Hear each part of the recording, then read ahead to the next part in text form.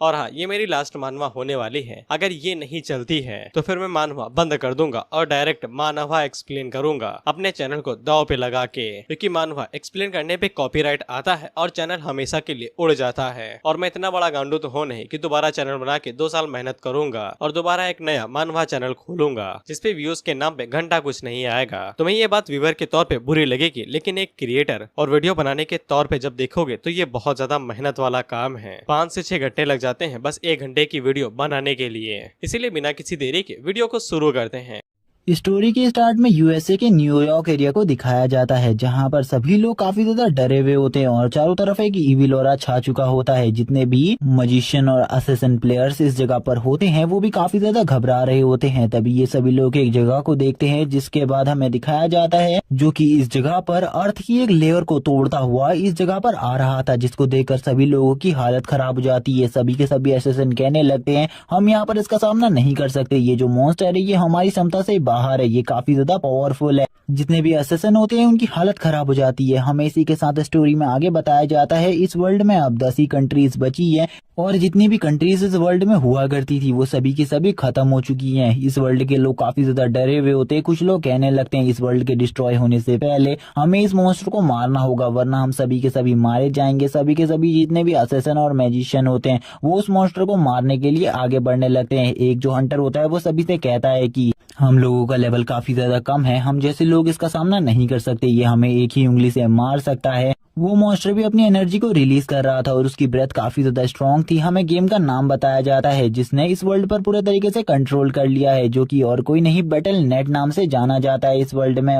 हमें इस वर्ल्ड का ये टाइम भी बताया जाता है जो कि 2023 चल रहा है। 2020 तक इस गेम को सभी लोग खेला करते थे, लेकिन उसके बाद इस वर्ल्ड पर इस गेम का कंट्रोल हो गया। इस गेम ने धीरे धीरे कर वर्ल्ड में सभी जगह पर कंट्रोल करना स्टार्ट कर दिया और सभी के सभी कंट्रीज इसी तरीके से डिसअपीयर होने लगी। और अब यहाँ पर खाली 10 ही कंट्रीज बची है जो कि अभी भी सरवाइव कर रही है और आज भी यहाँ पर सरवाइव के लिए लड़ाई चल रही है। लेकिन यहाँ पर बिल्कुल भी नहीं बताया जाता कि अब कितनी कंट्रीज बच पाएंगी। इस फाइट के बाद हमें दिखाया जाता है कुछ एरियाज को जो कि यूएसए के होते हैं और इन एरियाज को भी धीरे धीरे कर मॉन्स्टर ने घेरना स्टार्ट कर दिया था। इन एरियाज पर भी मॉन्स्टर अटैक कर रहे थे। जितने भी बड़े हंटर या फिर जितने भी लोग होते हैं वो सभी इन एरियाज को कवर करने की पूरी कोशिश कर रहे थे, लेकिन अब उन जगहों पर काफी ज्यादा पावरफुल मॉन्स्टर आ जाते हैं, जिनमें से एक मॉन्स्टर न्यूयॉर्क पे भी आया हुआ था।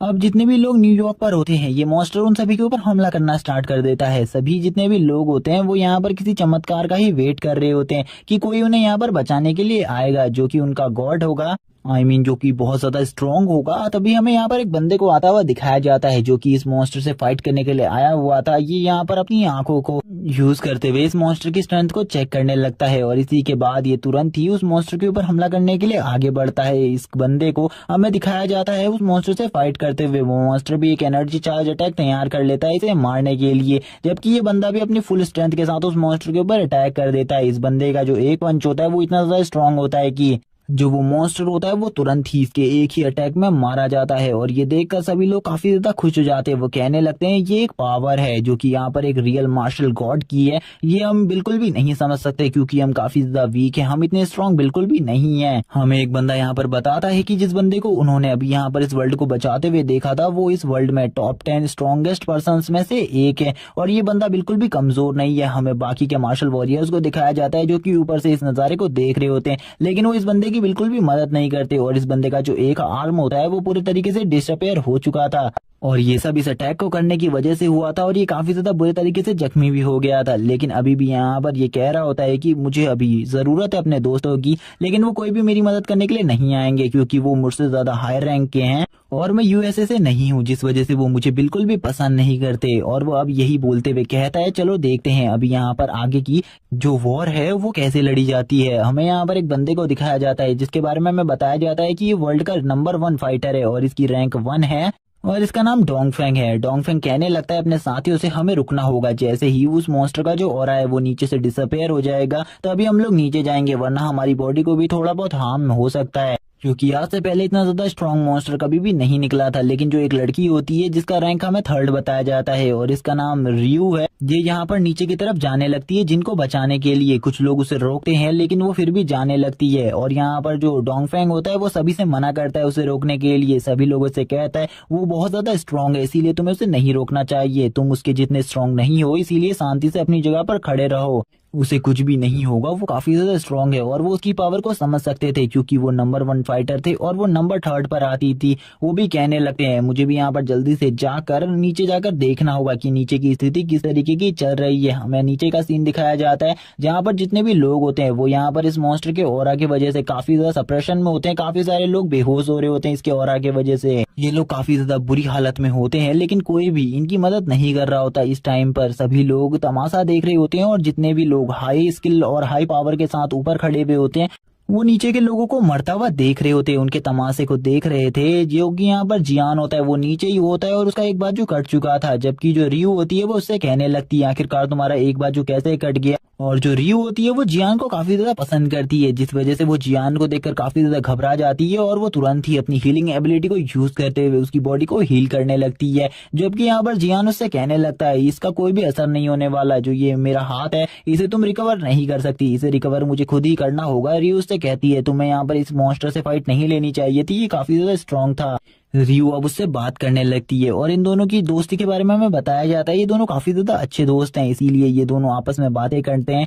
लेकिन बाकी जितने भी लोग इस गिल्ड में हैं यानी कि इस स्ट्रॉन्गेस्ट लिस्ट में है वो लोग यहाँ पर जियान को बिल्कुल भी पसंद नहीं करते। अब जैसे ही यहाँ पर इन लोगों को पता चलता है कि वो ट्रेजर अब दिखने वाला है जिसको यहाँ पर उस मॉन्स्टर के अंदर से निकाला जाएगा, थोड़ी ही देर में जैसी उसकी बॉडी डिसअपेयर होगी उसके अंदर से एक ट्रेजर निकलेगा जिसको ये लोग हासिल कर सकते हैं। और हमें दिखाया जाता है वो ट्रेजर और किसी के पास नहीं, जियान के पास ही में निकलता है। और जो वो ट्रेजर होता है वो काफी ज्यादा ग्लो कर रहा होता है। बाकी सभी लोग ऊपर से कहने लगते हैं तुम लोग उस जगह से हट जाओ क्योंकि जो हमारे इंचार्ज हैं वो यहाँ पर खुद ही इस चीज को चेक करने के लिए आने वाले हैं, यानी कि सर डोंगफेंग से खुद आकर चेक करेंगे। तभी यहाँ पर जो सर डोंगफेंग होते हैं उनके सभी के सभी यहाँ पर लोग आ जाते हैं और वो उस ट्रेजर को चेक करने लगते हैं कि उसमें कोई खतरा तो नहीं है। लेकिन सभी को पता होता है कि वो यहाँ कितना ज्यादा बुरा इंसान है, वो यहाँ पर दूसरों के ट्रेजर्स को हमेशा हड़प लिया करता है। लेकिन जो लोग होते हैं वो उसके बारे में काफी ज्यादा बुरा सोचते थे, लेकिन कोई भी उसके मुंह पर इन सब बातों को नहीं कह सकता था क्योंकि वो बंदा काफी ज्यादा स्ट्रांग था और इन्हीं के भरोसे ही सभी लोग इस वर्ल्ड में जिंदा थे। अगर वो लोग इसके खिलाफ आवाज उठाते तो उन लोगों की जो जिंदगी थी वो काफी ज्यादा बुरी हो जाती और इन लोगों को काफी ज्यादा प्रताड़ित किया जाता और इनकी रक्षा के लिए कोई भी सामने नहीं आता। जो डोंगफेंग होता है वो कहने लगता है मैंने इस चीज को चेक कर लिया है, अब मैं यहाँ पर इस बॉक्स को पूरे तरीके से डिवाइड करने वाला हूँ हम सभी लोगों में। मैं कुछ लोगों को चुनूंगा जिसको मैं ये चीजें दूंगा, अब मैं उनको आगे बुलाऊंगा और वो यहाँ पर से कोई भी ट्रेजर लेके जा सकते हैं, जिनमें वो सबसे पहला नाम लेता है नंबर 5 और नंबर 6 का। लेकिन वो इसमें जियान का नाम बिल्कुल भी नहीं लेता। ये सुनने के बाद जो नंबर 3 होती है यानी कि मैं रियू की बात कर रहा हूँ, वो यहाँ पर गुस्से में आते हुए बोलती है इस मॉन्स्टर को और किसी ने नहीं, जियान ने मारा था, तुम्हें उसे इस ट्रेजर का आधा हिस्सा देना चाहिए, लेकिन तुम उसे उसका हिस्सा क्यों नहीं दे रहे हो? तुम लोग इतने ज्यादा बुरे कैसे हो सकती हो? उस मॉन्स्टर को मारने के लिए उसने अपने एक हाथ को तक गवा दिया, लेकिन फिर भी तुम उसे उसका हिस्सा नहीं दे रहे, ये तो गलत बात है, तुम्हें उसका हिस्सा उसे देना चाहिए। लेकिन जितने भी लोग होते हैं वो यहाँ पर उसे समझाते हैं कि ये हमारी कंट्री से बिलोंग नहीं करता और ये ना ही हमारी कंट्री का नागरिक है, इसीलिए हम इसे ये सारी चीजें नहीं दे सकते। ये दूसरी कंट्री का एक कचरा है और इसे कचरा ही समझा जाएगा, चाहिए कितना ही स्ट्रांग काम कर ले, इसे अगर इस कंट्री में रहना है तो इसे हमारी हेल्प करनी होगी। अगर ये हमारी हेल्प नहीं करेगा तो ये भी इस कंट्री में नहीं रह सकता। जबकि जो जियान होता है वो यहाँ पर इन सारी परेशानियों को पहले भी देख चुका था, लेकिन जो डोंगफेंग होता है वो कभी भी जियान को पसंद नहीं करता क्योंकि उसे लगता है एक दिन जो जियान है वो उसकी पोजीशन को हासिल कर लेगा और उसके साथ ही इस वर्ल्ड में उसकी जो तानाशाही है वो पूरे तरीके से खत्म हो जाएगी और उसको फिर कोई भी अच्छे तरीके से ट्रीट नहीं करेगा। जियान यहाँ पर कहने लगता है मुझे पता है यहाँ पर तुम मेरे साथ ऐसा क्यों कर रहे हो, लेकिन मुझे इससे कोई भी फर्क नहीं पड़ता। अगर यहाँ पर मैंने अपनी कंट्री को बचा लिया होता तो मैं अभी इस हालत में नहीं होता। लेकिन रियू जो होती है वो यहाँ पर इनको समझाने लगती है, लेकिन जो जिन होता है यानी कि जियान वो इस जगह से जाते हुए कहता है तुम्हें मेरे लिए लड़ने की जरूरत नहीं है, मैं इस जगह से जा रहा हूँ। और वैसे भी फाइनल फाइट के बाद इस वर्ल्ड का एंड ही होना है क्योंकि कोई भी इस फाइनल फाइट को नहीं जीत सकता, इसीलिए तुम चिंता मत करो। मैं अपनी एक जगह पर जाकर शांति से कुछ समय को बिताना चाहता हूँ क्योंकि मुझे तुम लोगों के बारे में पता है, तुम लोग इतने स्ट्रांग नहीं हो कि फाइनल फाइट को जीत सको। हमें वापस से उसका सिस्टम दिखाया जाता है जो कि उसे बताता है कि जो यहाँ पर उसकी मार्शल आर्ट है वो काफी ज्यादा स्ट्रांग हो चुकी है और वो एक एसएस रैंक की स्किल को अनलॉक कर सकता है और उसका यूज भी कर सकता है। वो अपनी स्टोरी बताते हुए कहता है उसके पास एक एसएस रैंक की स्किल पहले से ही है और उसके पास एक स्किल है जिसकी वजह से वो किसी भी स्किल को क्रिएट कर सकता है अपने लिए, जो कि कितनी भी ज्यादा हाई पावर और कितनी भी ज्यादा लो पावर की हो सकती है। लेकिन स्टार्टिंग में जब उसका कंट्री खत्म हो गया था तो वो उस वजह से इस जगह पर आ गया था और इस जगह पर आकर उसे भी ये सारे काम करने पड़े। लेकिन इस जगह के लोगों ने कभी भी उसे अपने देश का एक नागरिक नहीं बनने दिया और आज भी इतने बड़े काम करने के बाद भी उसे ये लोग अपने देश का नागरिक नहीं समझते और वो एक कार के ऊपर बैठकर इसी सब चीजों के बारे में सोच रहा होता है, क्योंकि उसके पास एक डिवाइन आर्ट होती है और उसकी बॉडी भी काफी ज्यादा स्पेशल होती है, जिस वजह से वो अपनी पावर से अपने हाथ को वापस से रिकवर करने की कोशिश करने लगता है। लेकिन उसकी सारी कोशिशें फेल हो रही थी। उसे भी इन सब चीजों के बारे में पता था, क्योंकि वो मॉन्स्टर कोई नॉर्मल मॉन्स्टर नहीं था, वो एक डिवाइन मॉन्स्टर था जिसका सामना करना जियान के लिए भी काफी ज्यादा ऑनर की बात थी। जियान भी उसका सामना इतना आसानी से नहीं कर सकता था, इसीलिए जियान अब वापस से अपने घाव को रिकवर करने की कोशिश नहीं करता और अपने घाव को वैसे ही उसी हालत में छोड़ देता है।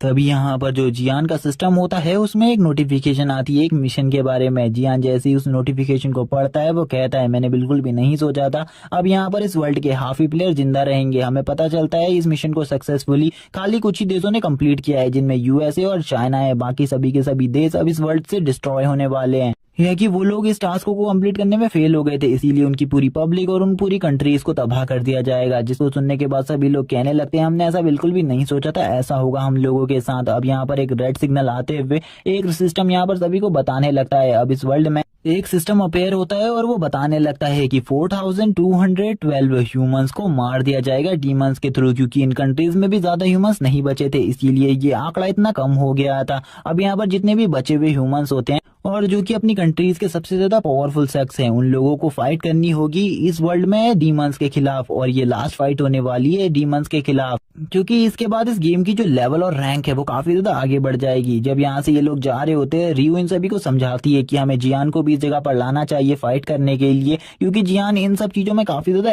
एक्सपर्ट फाइटर है और उसने आज से पहले भी काफी ज्यादा टाइम पर हमारी मदद करी है और ऐसी फाइट्स में वो काफी ज्यादा अच्छा है, इसीलिए उसको बुला लेना चाहिए। लेकिन यहाँ पर जो सर डोंगफेंग होते हैं वो इस बारे में नहीं मानते और कहते हैं कि हमें उसे बुलाने की कोई भी जरूरत नहीं है, मैं इस फाइट को खुद से लड़ सकता हूँ और वैसे भी वो एक बेकार कचरा है, हमें उसकी कोई भी जरूरत नहीं, हम उससे काफी ज्यादा स्ट्रांग है। ये तुम्हें इस फाइट के दौरान पता चल जाएगा। हमारी पावर्स के बारे में हमें डीमंस को दिखाया जाता है जो कि उन लोगों के सामने होते हैं, जिनको देखकर सभी लोग यहाँ पर कहने लगते हैं हम लोग यहाँ पर ज्यादा नहीं है, हम लोगों की संख्या खाली 6 है और हम 6 को मिल इन सभी डीमंस का सामना करना होगा। सर डोंगफेंग कहने लगते हैं ये तो काफी ज्यादा बेकार है। वो उन डीमंस को देखकर उनका मजाक उड़ाते हैं और उनसे बोलते हैं तुम सभी डीमंस को क्या लगता है यहाँ पर तुम हमारा सामना कर पाओगे? तुम हमारे एक हाथ के भी नहीं हो, हम तुम्हें बहुत ज्यादा इजीली मार देंगे। लेकिन जो डीमन बॉस होता है वो काफी ज्यादा स्ट्रांग होता है और ये इस मॉन्स्टर के बारे में हमें बताया जाता है कि इस डीमन बॉस ने आज से 2 साल पहले ही डिवाइन रैंक को पूरी तरीके से पार कर दिया था और ये डिवाइन रैंक से भी आगे आ चुका है। जितने भी यहाँ पर अब ये लोग होते हैं ये सभी इस मॉन्स्टर बॉस को देखकर काफी ज्यादा डरे हुए होते हैं, लेकिन सर डोंगफेंग इन सभी से कहते हैं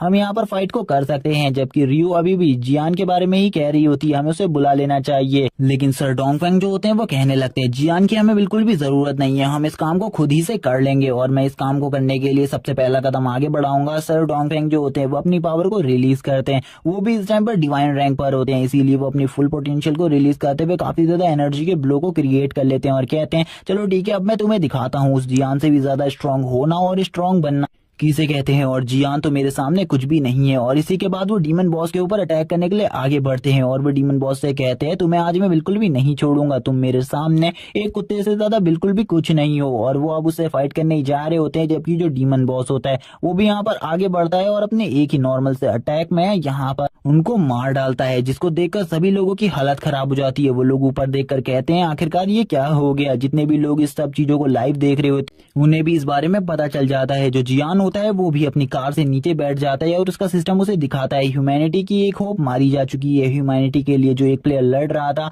वो अब मारा जा चुका है। यहाँ पर अब जियान भी कहता है जल्दी ही ये वर्ल्ड पूरे तरीके से डिस्ट्रॉय होने वाला है, क्योंकि इनमें से कोई भी ऐसा नहीं है जो कि उसका सामना कर सके। अब दूसरी होप भी मारी जाती है और ऐसे करते करते जो जो डीमंस होते हैं वो इनकी तीसरी होप को भी मार डालते हैं।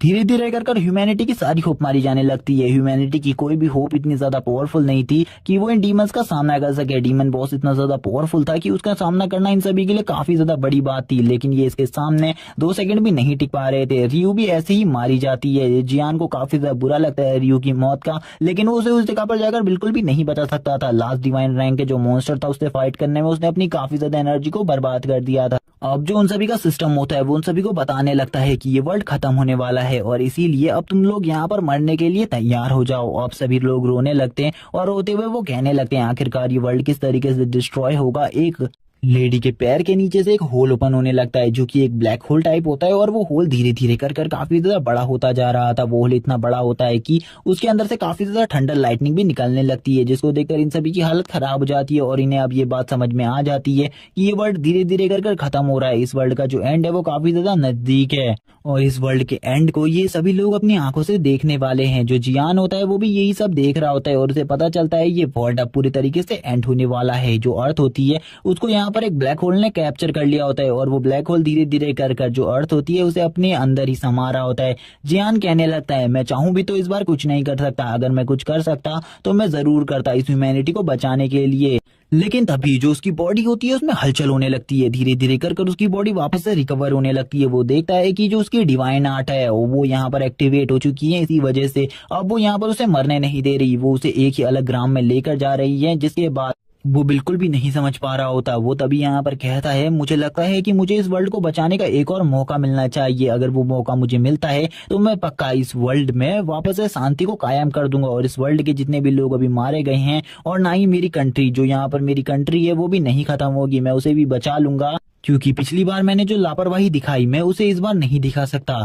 तभी अब वो यहाँ पर कहने लगता है मुझे यहाँ पर अब समझ में आ गया जो मेरी नेमलेस डिवाइन आर्ट है उसका नाम क्या है। मुझे इसका नाम याद आ गया लेकिन वो इसे नहीं बोल पाता। वो यहाँ पर इसके बारे में कोई भी बात नहीं कर सकता था और ना ही वो कर पाता है आगे। तभी एक और स्क्रीन दिखाई जाती है जिसमें उसके लिए काफी सारे मैसेज लिखे हुए होते हैं, लेकिन वो उन मैसेज को देखकर समझ जाता है कि अब वो जिस जगह पर जा रहा है वो कोई नॉर्मल जगह नहीं बल्कि जिस सॉफ्टवेयर ने जिस जगह ने इस पूरे वर्ल्ड को अपने कंट्रोल में कर रखा है वो उनके पास जा रहा है। और अब हमें यहाँ पर कुछ क्रिएचर्स दिखाए जाते हैं जिनके बारे में हमें कुछ भी एक्सप्लेन नहीं किया जा सकता, लेकिन ये लोग यहाँ पर एक मीटिंग बिठाकर कह रहे होते हैं कि क्या हमें यहाँ पर जियान की बात को मानना चाहिए, क्या उसे एक और मौका देना चाहिए। कुछ लोग यहाँ पर इसमें हामी भरते हैं तो कुछ लोग इसमें नेगेटिव कमेंट करते हुए मना कर देते हैं इस सब चीजों के बारे में।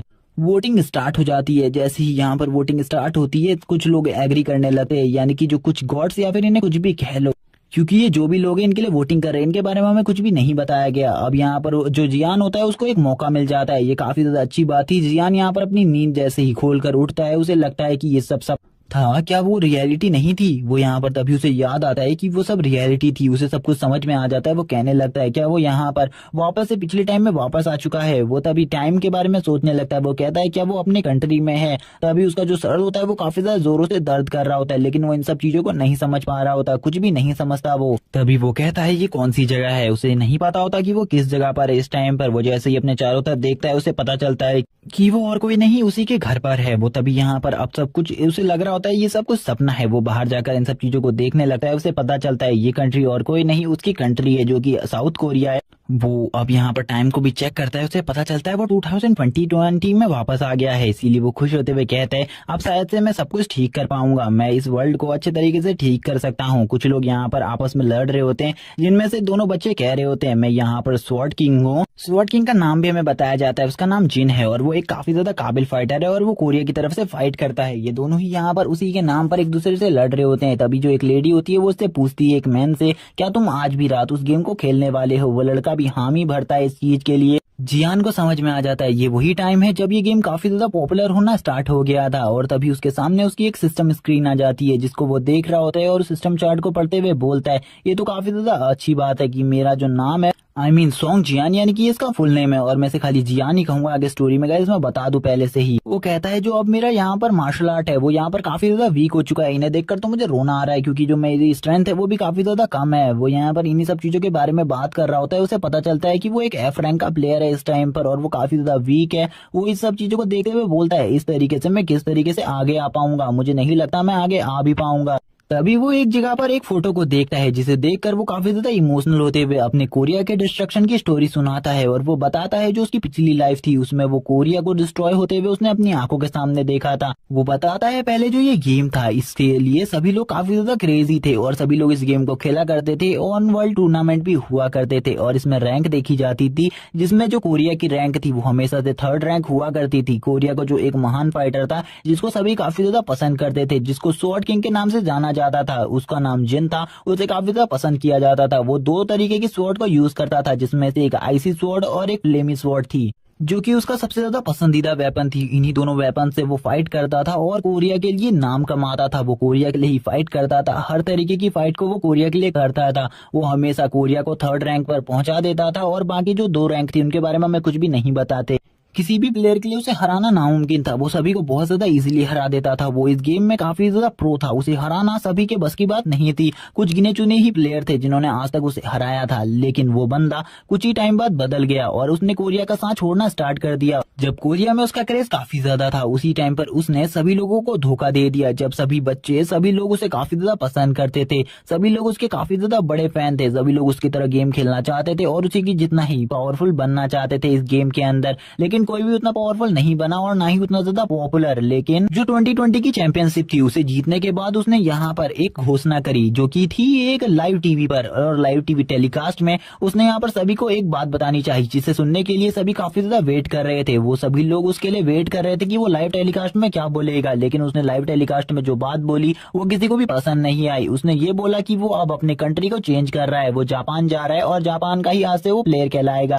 वो आज के बाद जापान से ही प्ले करेगा सारे गेम्स को और इस गेम को भी वो जापान की तरफ से ही खेलेगा। वो कभी भी अब कोरिया की तरफ से नहीं खेलेगा। वो जब ये कहते हुए वो काफी ज्यादा खुश था, लेकिन उसके जितने भी फैंस थे और कोरिया के सभी लोग काफी ज्यादा दुखी थे, क्योंकि अब उनकी कंट्री से कोई भी खेलने वाला प्लेयर नहीं था उसके अलावा। और ये जो न्यूज थी वो भी आग की तरह पूरे वर्ल्ड में फैल गई कि ये जो स्वॉर्ड किंग है वो अब जापान की तरफ से खेलेगा, ना कि कोरिया की तरफ से। और ऐसा होते ही जियान कहने लगता है कोरिया का रैंक काफी ज्यादा गिर जाता है और ऐसे ही अब कोरिया काफी ज्यादा पीछे होने लगता है सभी कंट्री से, क्योंकि कोरिया के पास कोई भी वॉरियर नहीं था फाइट के लिए। सभी लोग यहाँ पर इसी टॉपिक के ऊपर बात कर रहे थे, जितने भी न्यूज रिपोर्टर होते हैं वो सभी इसी खबर को बता रहे होते हैं। यहाँ पर लोग जितने भी होते हैं कोरिया के, वो सभी लोग सोच रहे होते हैं अब यहाँ पर उनका रैंक क्या रह जाएगा। न्यूज रिपोर्टर इसके बारे में भी बात करते हुए सभी को बताते हैं जो उन कोरिया का रैंक है वो ज्यादा नहीं घटेगा, वो यहाँ पर 20 रैंक पर फिर भी रहेगा। ये सुनने के बाद जियान कहता है उन सभी को ऐसा लग रहा था उस टाइम पर कि कोरिया की जो रैंक है वो काफी ज्यादा बढ़िया होगी अगर वो 20 पर आ जाएगी,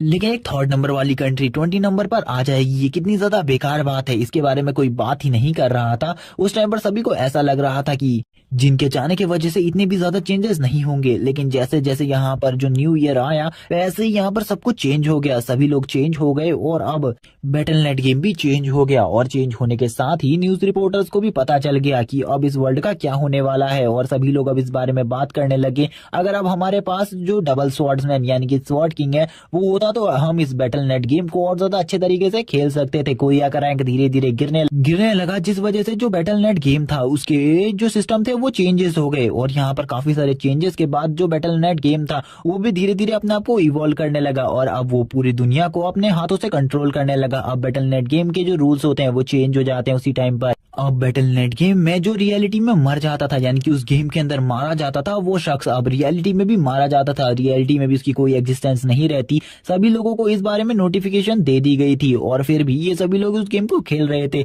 और धीरे धीरे उस गेम का जो जंजाल था वो सभी लोगों तक पहुंच गया। और अब ये होने लगा जो भी कंट्रीज रैंक कॉम्पिटिशन में पीछे रहती उन कंट्रीज में एक अननोन पोर्टल ओपन होता था जो कि काफी ज्यादा डिमोनिक ऑरा वाला पोर्टल था। उसके अंदर काफी सारे डीमंस होते हैं जो कि उसके अंदर से बाहर निकलकर उस कंट्री को पूरे तरीके से डिस्ट्रॉय करना स्टार्ट कर देते।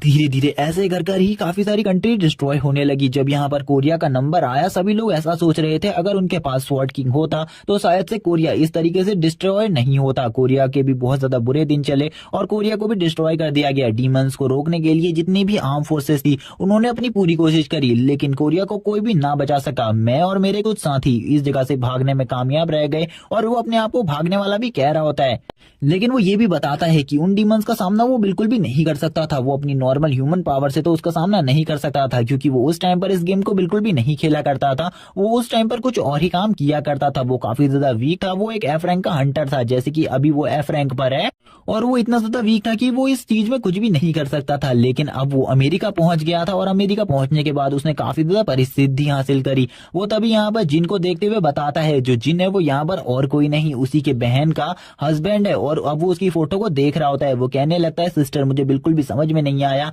कि तुम्हें ऐसा जैसा कमीना इंसान क्यों पसंद आया जिसने यहाँ पर अपने देश के साथ गद्दारी करी।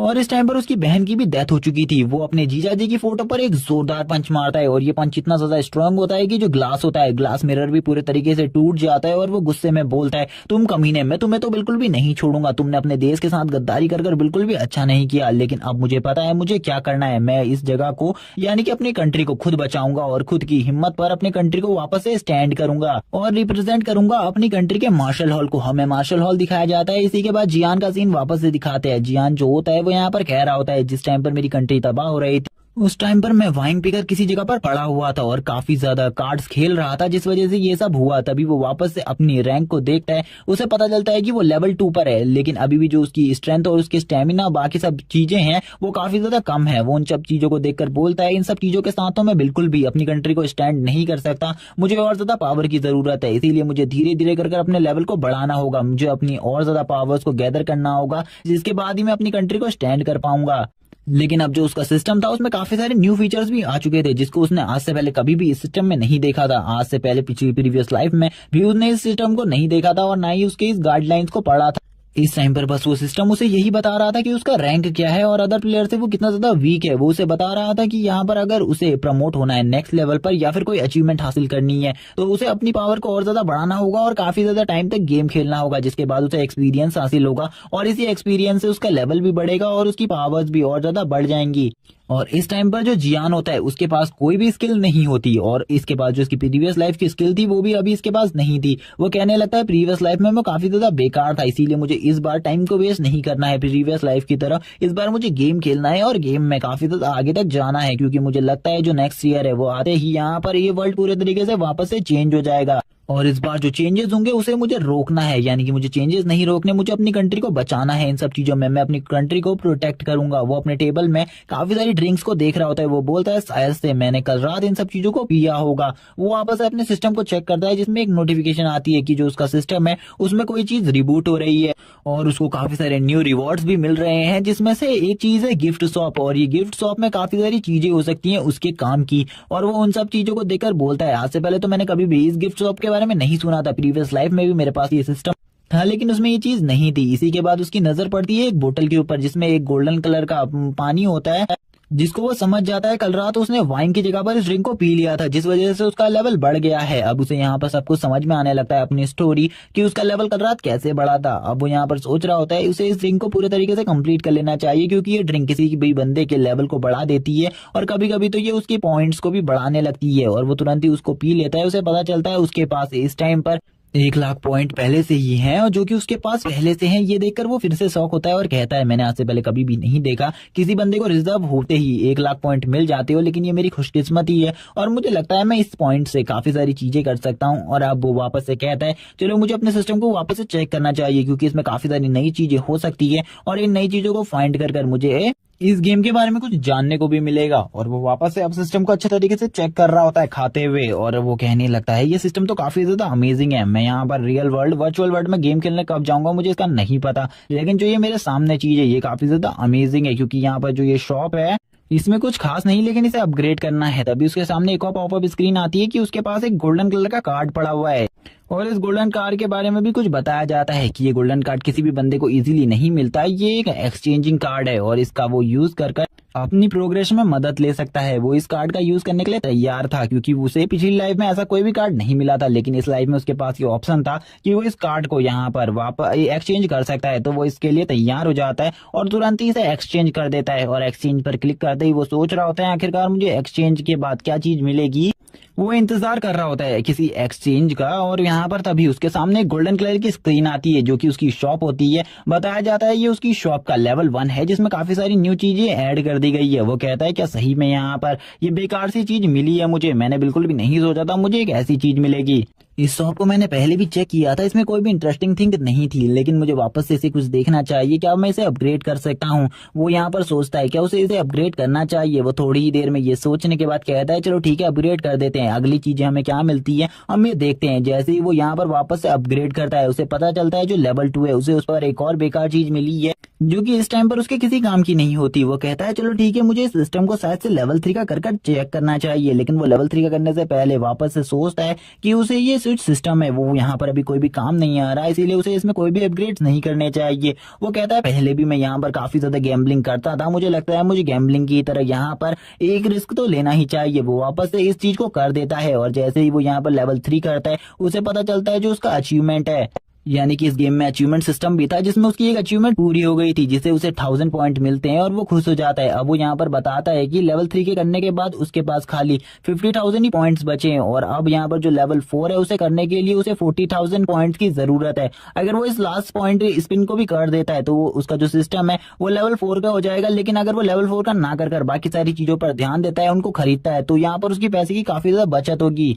लेकिन जब जियान इस बारे में सोच ही रहा था तभी उसे वापस से अपना गैम्बलिंग वाला माइंड लगाने का मन करता है और वो वापस से इन्हीं सब चीजों को सोच रहा होता है। वो प्रीवियस लाइफ के बारे में बताते हुए कहता है प्रीवियस लाइफ में मैं एक बहुत बड़ा गैम्बलर था और मैं यहाँ पर इस बातों पर गैम्बलिंग करता था कि इस बार इस राउंड में कौन सा प्लेयर जीतेगा और कौन सा प्लेयर हारेगा, और इसमें मैंने काफी ज्यादा पैसा कमाया था पिछली लाइफ में और मुझे लगता है मुझे वापस से यहाँ पर अपनी गैम्बलिंग स्टार्ट कर देनी चाहिए। इसी के साथ वो वापस यहाँ पर लेवल 4 का कर लेता है अपने इस शॉप सिस्टम को। जैसे ही उसे पता चलता है लेवल 4 का हो गया है उसे पता चलता है कि इस बार जो लेवल 4 है उसमें एक चीज ऐड हुई है जो कि है अगर उसका कोई भी वेपन कोई भी आर्मर टूट जाता है तो वो इस जगह पर लाकर उस चीज को रिकवर कर सकता है, जिसे देखकर वो बोलता है ओ शिट मैंने यहाँ पर काफी सारा पैसा बर्बाद कर दिया, मुझे ऐसा बिल्कुल भी नहीं करना चाहिए था। मुझे ऐसा लगता है सही में मैंने काफी ज्यादा बर्बाद डिसीजन लिया है, मुझे अपने डिसीजन को और ज्यादा अच्छा करना होगा। और वो अपने सर पर हाथ लगाते हुए बोलता है चलो मुझे अब यहाँ पर पॉइंट्स की काफी ज्यादा जरूरत है, इसीलिए मुझे जाना होगा वर्चुअल रियलिटी में गेम खेलने के लिए। अगर मैं गेम खेलने नहीं गया तो मेरे पास बिल्कुल भी पॉइंट्स नहीं होंगे और मैं कुछ भी नहीं कर पाऊंगा।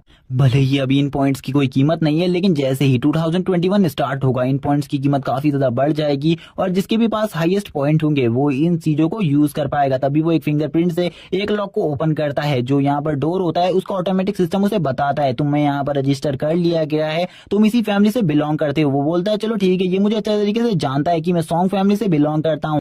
और उसके सामने एक चेयर रखी हुई होती है जो कि काफी ज्यादा अमेजिंग होती है और ये कोई और नहीं है गेमिंग चेयर होती है। इसी में बैठकर वो उस वर्चुअल रियलिटी में जाकर उस गेम को खेल सकता है, वरना वो बिल्कुल भी इस वर्चुअल रियलिटी गेम को नहीं खेल सकता। वो बताता है कि ये जो सामान है ये उसके जीजा जी का है और उसको वो यूज करने वाला है गेम खेलने के लिए, जिनके बारे में वो कहता है वो काफी ज्यादा अमीर है, इसीलिए उसके पास ये हाईटेक सिस्टम है और इस वर्ल्ड में यानी कि कोरिया में किसी के पास भी ऐसा सिस्टम नहीं है, खाली मेरे जीजा जी के पास ही ये सब चीजें हैं। वो तभी यहाँ पर अपनी स्क्रीन पर देखता है, उसे पता चलता है उसको यहाँ पर फर्स्ट आइटम एक ब्रश मिला है जो कि एक ए रैंक का वेपन है और उसे इस ब्रश के मालिक का नाम भी पता चलता है जो कि सिमिलर होता है डोंगफेंग से। और वो डोंगफेंग का नाम सोचते ही बोलता है ये तो यहाँ पर उसी की तरह है, लेकिन वो तभी अपने एक रिपेयर सिस्टम का यूज करता है। वो अपने रिपेयर सिस्टम का यूज कर इस टूटे हुए ब्रश को रिकवर कर लेता है और बोलता है चलो ठीक है अब तो ये यहाँ पर पहले से ज्यादा अच्छा लग रहा है और उसे इसका रैंक भी पता चलता है, ये एक एस रैंक का वेपन बन गया होता है। अब जियान कहने लगता है मुझे ये चीज काफी ज्यादा पसंद आई, मुझे यहाँ पर सर डोंगफेंग के बारे में पता है जो कि एक लेजेंडरी हुआ करते थे, यानी कि एक लेजेंडरी आर्टिस्ट हुआ करते थे। मुझे लगता है मैं उनके इस पेंटिंग ब्रश का यूज कर अपनी एचपी को ज्यादा बढ़ा सकता हूँ या फिर कोई ना कोई चीज कर सकता हूँ, लेकिन इसके बारे में भी मुझे ज्यादा नहीं पता क्योंकि मैंने कभी भी इस पेंटिंग ब्रश का यूज नहीं किया है आज तक और पिछली लाइफ में ऐसा कोई भी पेंटिंग ब्रश मेरे पास नहीं हुआ करता था। वैसे भी मुझे ये पेंटिंग ब्रश का यूज करना ज्यादा नहीं आता, लेकिन फिर भी मैं इसका यूज कर जरूर देखूंगा कि इससे आखिरकार मेरे साथ क्या होगा। और वो वापस से स्टार्ट हो जाता है इस पेंटिंग ब्रश का यूज करने के लिए। वो कहता है चलो ठीक है गेम स्टार्ट करने से पहले देखते हैं इस आखिरकार इस पेंटिंग ब्रश का क्या यूज है, लेकिन तभी जो उसकी पॉपअप स्क्रीन होती है उसमें उसे टाइम नोटिफिकेशन मिलती है कि उसके पास खाली 10 सेकंड बचे हैं और इसके बाद वो वर्चुअल रियलिटी में पहुंच जाएगा गेम खेलने के लिए। लेकिन उसे इसकी चिंता नहीं होती, वो यहाँ पर अपनी स्क्रीन के ऊपर ही कोई चीज करने लगता है, वो कोई कोड लिखने लगता है, लेकिन इसके बारे में हमें कोई भी जानकारी नहीं दी जाती आखिरकार जियान किस कोड को टाइप कर रहा है। और इसके ये पेंटिंग ब्रश से कोई स्लैश चीज निकलने लगती है और वो उस सिस्टम को भी चेंज करने लगती है। ऐसा लग रहा होता है कि वो अपने पावर लेवल को बढ़ा रहा है, लेकिन उसके पावर लेवल में कोई भी चेंजेस नहीं होते। वो कहता है कि मैं इससे कोई भी चेंजेस तो नहीं कर सकता, लेकिन ये जो ब्रश है ये काफी ज्यादा स्ट्रांग है, ये किस यूज में आता है मुझे इसके बारे में पता करना होगा। जब मेरे पास ऐसा सिस्टम आ जाएगा कि मैं किसी भी वेपन का यूज पता कर सकता हूँ, तो ये काफी ज्यादा अमेजिंग होगा मेरे लिए। तब शायद से मैं इस ब्रश का अच्छे तरीके से यूज कर पाऊं।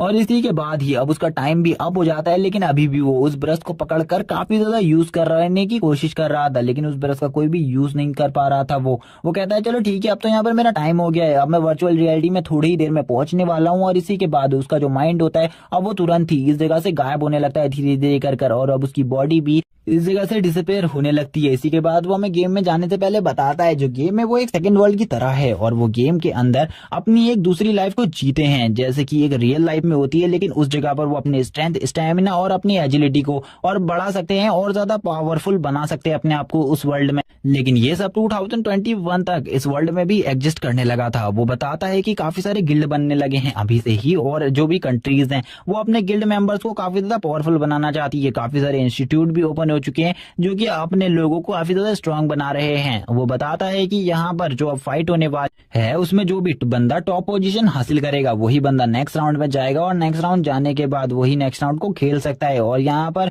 उसे टॉप रैंक हासिल भी करनी पड़ेगी और लास्ट तक सर्वाइव करना पड़ेगा। और उसका जो पहला मिशन होता है वो भी यहाँ पर सर्वाइव का ही होता है और वो तुरंत ही नेक्स्ट जगह पर, नेक्स्ट लोकेशन पर पहुंच जाता है। और इस जगह पर आते हुए बोलता है मैंने बिल्कुल भी नहीं सोचा था जो मेरा फर्स्ट मिशन होगा वो यहाँ पर सर्वाइव करने का होगा। वो कहता है मेरे पास तो अभी तक कोई वेपन भी नहीं है, चलो कुछ टाइम वेट करते हैं। और वो जैसे ही उस वर्चुअल रियलिटी में आता है वो वहां पर काफी सारे लोगों को देखता है जिनके पास काफी ज्यादा वेपन्स होते हैं। वो कहने लगता है ये तो काफी सारे लोग हैं, मुझे शायद से इन्हीं से फाइट करनी है, लेकिन जब तक मेरे पास कोई वेपन नहीं आता तब तक मैं यहाँ पर इनसे फाइट नहीं कर सकता। लेकिन अभी यहाँ पर जो गेम का ये राउंड है उसको स्टार्ट होने में कुछ टाइम है और जब तक का ये टाइम खत्म नहीं हो जाता तब तक का यहाँ पर कोई भी बंदा फाइट नहीं कर सकता। एक बंदे को मारने पर एक किल पर 1 पॉइंट मिलता है और यहाँ पर जो भी बंदा हाईएस्ट स्कोर हासिल करेगा वही बंदा अगले रैंक में जा सकता है। वो अपने स्कोर्स को चेक करता है वहां पर से, वो कहता है मेरा स्कोर अभी भी काफी ज्यादा कम है, इन्हें काफी ज्यादा होना चाहिए था। लेकिन यहाँ पर जितने भी लोग आए हुए हैं वो लोग काफी ज्यादा स्ट्रांग नहीं है क्योंकि वो भी एक न्यू प्लेयर है और मेरी ही तरह आजकल में ही गेम स्टार्ट किया है, इसीलिए इनको हराना मेरे लिए कोई ज्यादा मुश्किल की बात नहीं होगी। लेकिन कुछ लोग जो गिल्ड के साथ हैं, यानी कि किसी न किसी गिल्ड के साथ जुड़े हुए हैं, किसी न किसी एकेडमी के साथ, उनके साथ उनको थोड़ी प्रॉब्लम हो सकती है। उसे यहाँ पर मार्शल पावर मिल जाती है, उसकी जो मार्शल पावर होती है उसका रैंक 5 होता है। वो धीरे धीरे कर अपनी मार्शल पावर को भी बढ़ा सकता था, लेकिन वह कहता है मेरी मार्शल पावर काफी ज्यादा है अभी के लिए तो।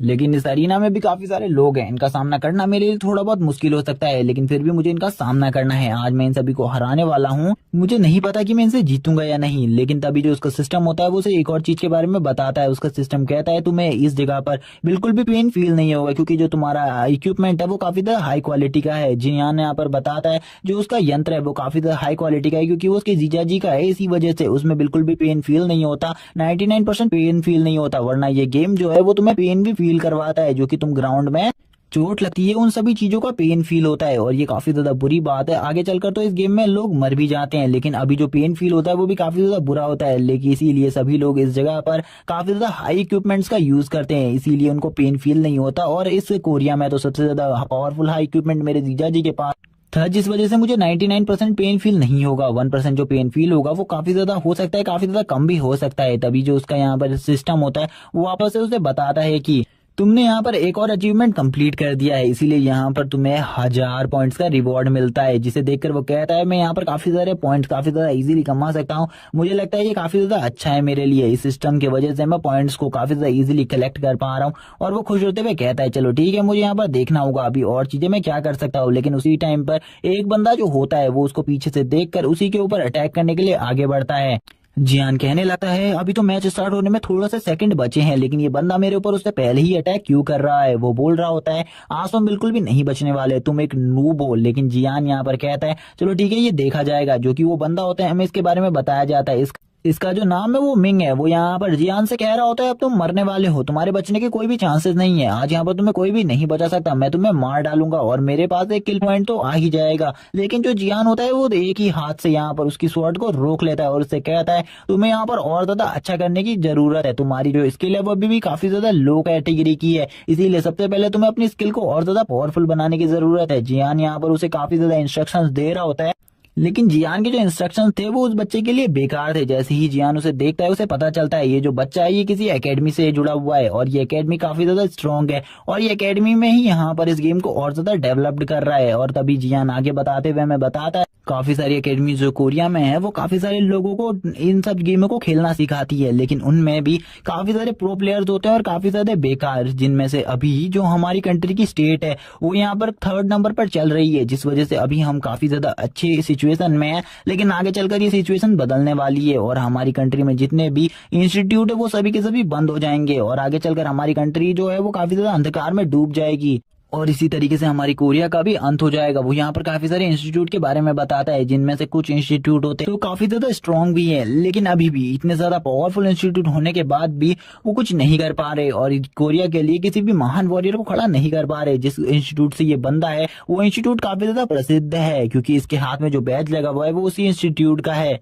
लेकिन इस बंदे को नहीं पता कि आज ये किसी भी इंस्टीट्यूट से हो, आज तो इसे हारना पड़ेगा क्योंकि मैं आज गेम में आया हूँ, मैं इसके हाथों से इसी तरीके से नहीं मर सकता। हमें अब थोड़े टाइम पहले का सीन दिखाया जाता है जब जियान स्टार्टिंग में इस गेम में आया था और हमें अब उस गेम के ग्राउंड को अच्छे तरीके से दिखाया जाता है जिसमें सभी लोग यहाँ पर अपनी अपनी पोजीशन को लेकर खड़े हुए होते हैं और इस टाइम पर इस जगह पर काफी सारे लोग होते हैं, जिनमें से काफी ज्यादा पावरफुल और काफी ज्यादा आर्मर वाले योद्धा भी होते हैं, जिनके पास काफी ज्यादा हाईली स्किल्ड वेपन होते हैं, जिनको यहाँ पर और कोई नहीं मिंग देख रहा होता है। मिंग इन सभी को देखकर कहता है इन सभी का तो मेरे सामने कोई मुकाबला ही नहीं है। जो यहाँ पर मेरी किस्मत है वो काफी ज्यादा अच्छी है कि मेरे पास जो स्किल है वो काफी ज्यादा अच्छी है, इसीलिए शायद से मैं इन सभी लोगों में बच पाऊं। लेकिन इन सभी के पास जो वेपन है मैं इन सभी का सामना बिल्कुल भी नहीं कर सकता। मुझे कोई अच्छा शिकार चाहिए जिसके साथ मैं एक किल तो निकाल सकूं इस गेम में, वरना जो मेरे टीचर है वो मुझसे काफी ज्यादा परेशान हो जाएंगे और वो मुझे बिल्कुल भी आगे के लेसन नहीं देंगे और बार बार मुझे यही करना पड़ेगा। इसीलिए मैं ये नहीं करना चाहता, मुझे किसी न किसी नू प्लेयर को तो मारना ही होगा और मेरी किस्मत इतनी अच्छी है मुझे कोई ना कोई शिकार तो मिल ही जाएगा। और वो यही सब बातें करते हुए अपनी स्किल के बारे में बताता है कि जो उसकी स्पीड है वो काफी ज्यादा है और अभी तक उसने अपनी एक ही स्किल को अवेक किया है जो कि सबसे ज्यादा स्पीड है। और यहाँ पर वो अपने इंस्टीट्यूट के बारे में बताता है कि उसका इंस्टीट्यूट काफी ज्यादा प्रसिद्ध है और उसी के इंस्टीट्यूट से और किसी ने नहीं, जिन ने भी अपना प्रशिक्षण पूरा किया था और जिन भी उसी के इंस्टीट्यूट से निकला हुआ एक बंदा है जो कि इस टाइम पर स्वॉर्ड किंग नाम से जाना जाता है, जिनके इस एकेडमी से पास होने के बाद ये जो एकेडमी है ये काफी ज्यादा फेमस हो गई, इसीलिए वर्ल्ड वाइड इस एकेडमी के काफी ज्यादा फॉलोवर हैं। तभी यहाँ पर उन सभी की जो होम स्क्रीन होती है उसमें एक नोटिफिकेशन आती है कि जल्दी ही ये गेम स्टार्ट होने वाला है, इसीलिए जल्दी तैयार हो जाओ। और मिंग की जो स्क्रीन होती है उसमें हमें बताया जाता है जो उसकी एजिलिटी है वो 25 पर है और उसका जो लेवल है वो काफी ज्यादा है। वो यहाँ पर लेवल 2 का प्लेयर है और वो भी काफी ज्यादा अच्छा एक स्वॉर्ड्समैन है। वो अपनी स्वॉर्ड को निकाल कर तैयार हो जाता है और कहता है चलो ठीक है, मुझे यहाँ पर देखना चाहिए कि सबसे ज्यादा कमजोर कौन है। तभी यहाँ पर वो देखता है और उसकी नजर पड़ती है एक बंदे पर जो कि काफी ज्यादा नूब होता है। वो कहता है ये तो काफी ज्यादा नूब है, मुझे लगता है मुझे इसी का शिकार करना चाहिए। लेकिन उस बंदे को यहाँ पर एक और पावरफुल शख्स ने दबोच के रखा हुआ होता है और वो उसको यहाँ पर मारने ही वाला था। इस जगह पर डीमंस भी होते हैं जिनको देखकर वो कहता है मैं इन डीमंस का सामना तो बिल्कुल भी नहीं कर सकता क्योंकि इनकी जो तादाद है वो हम ह्यूमन से काफी ज्यादा है। अगर ये ग्राउंड में आ गए तो हम सभी के सभी मारे जाएंगे और इनका किल का मुझे एक पॉइंट भी नहीं मिलेगा। इनमें से सभी का पॉइंट काफी ज्यादा लो है, इसीलिए मुझे और किसी को ढूंढना चाहिए किल करने के लिए।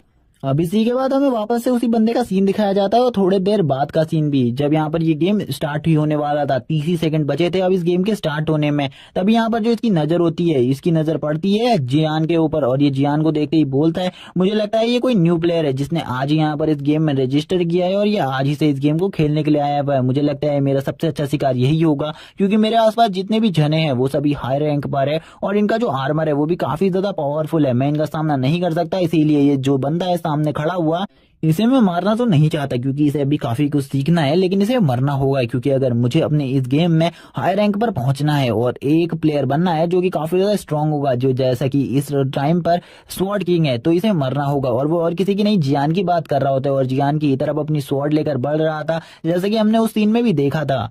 और वो पीछे से जियान को गाली देते हुए बोलता है आखिरकार ये बंदा कर क्या रहा है, मुझे इसके बारे में कुछ भी नहीं पता लेकिन मैं इसे मारने वाला हूँ। वो आगे बढ़ने लगता है अपनी स्वॉर्ड को लेकर, जियान को देखकर बोलता है ये बंदा तो काफी ज्यादा बेकार प्लेयर है, मैं अपनी स्वॉर्ड लेकर इसके पीछे खड़ा हूँ। इस बंदे को अभी तक इतना भी नहीं पता चला कि कोई बंदा इसके पीछे आ गया है, ये क्या ही इस गेम को खेलेगा, ये तो काफी ज्यादा बेकार प्लेयर है।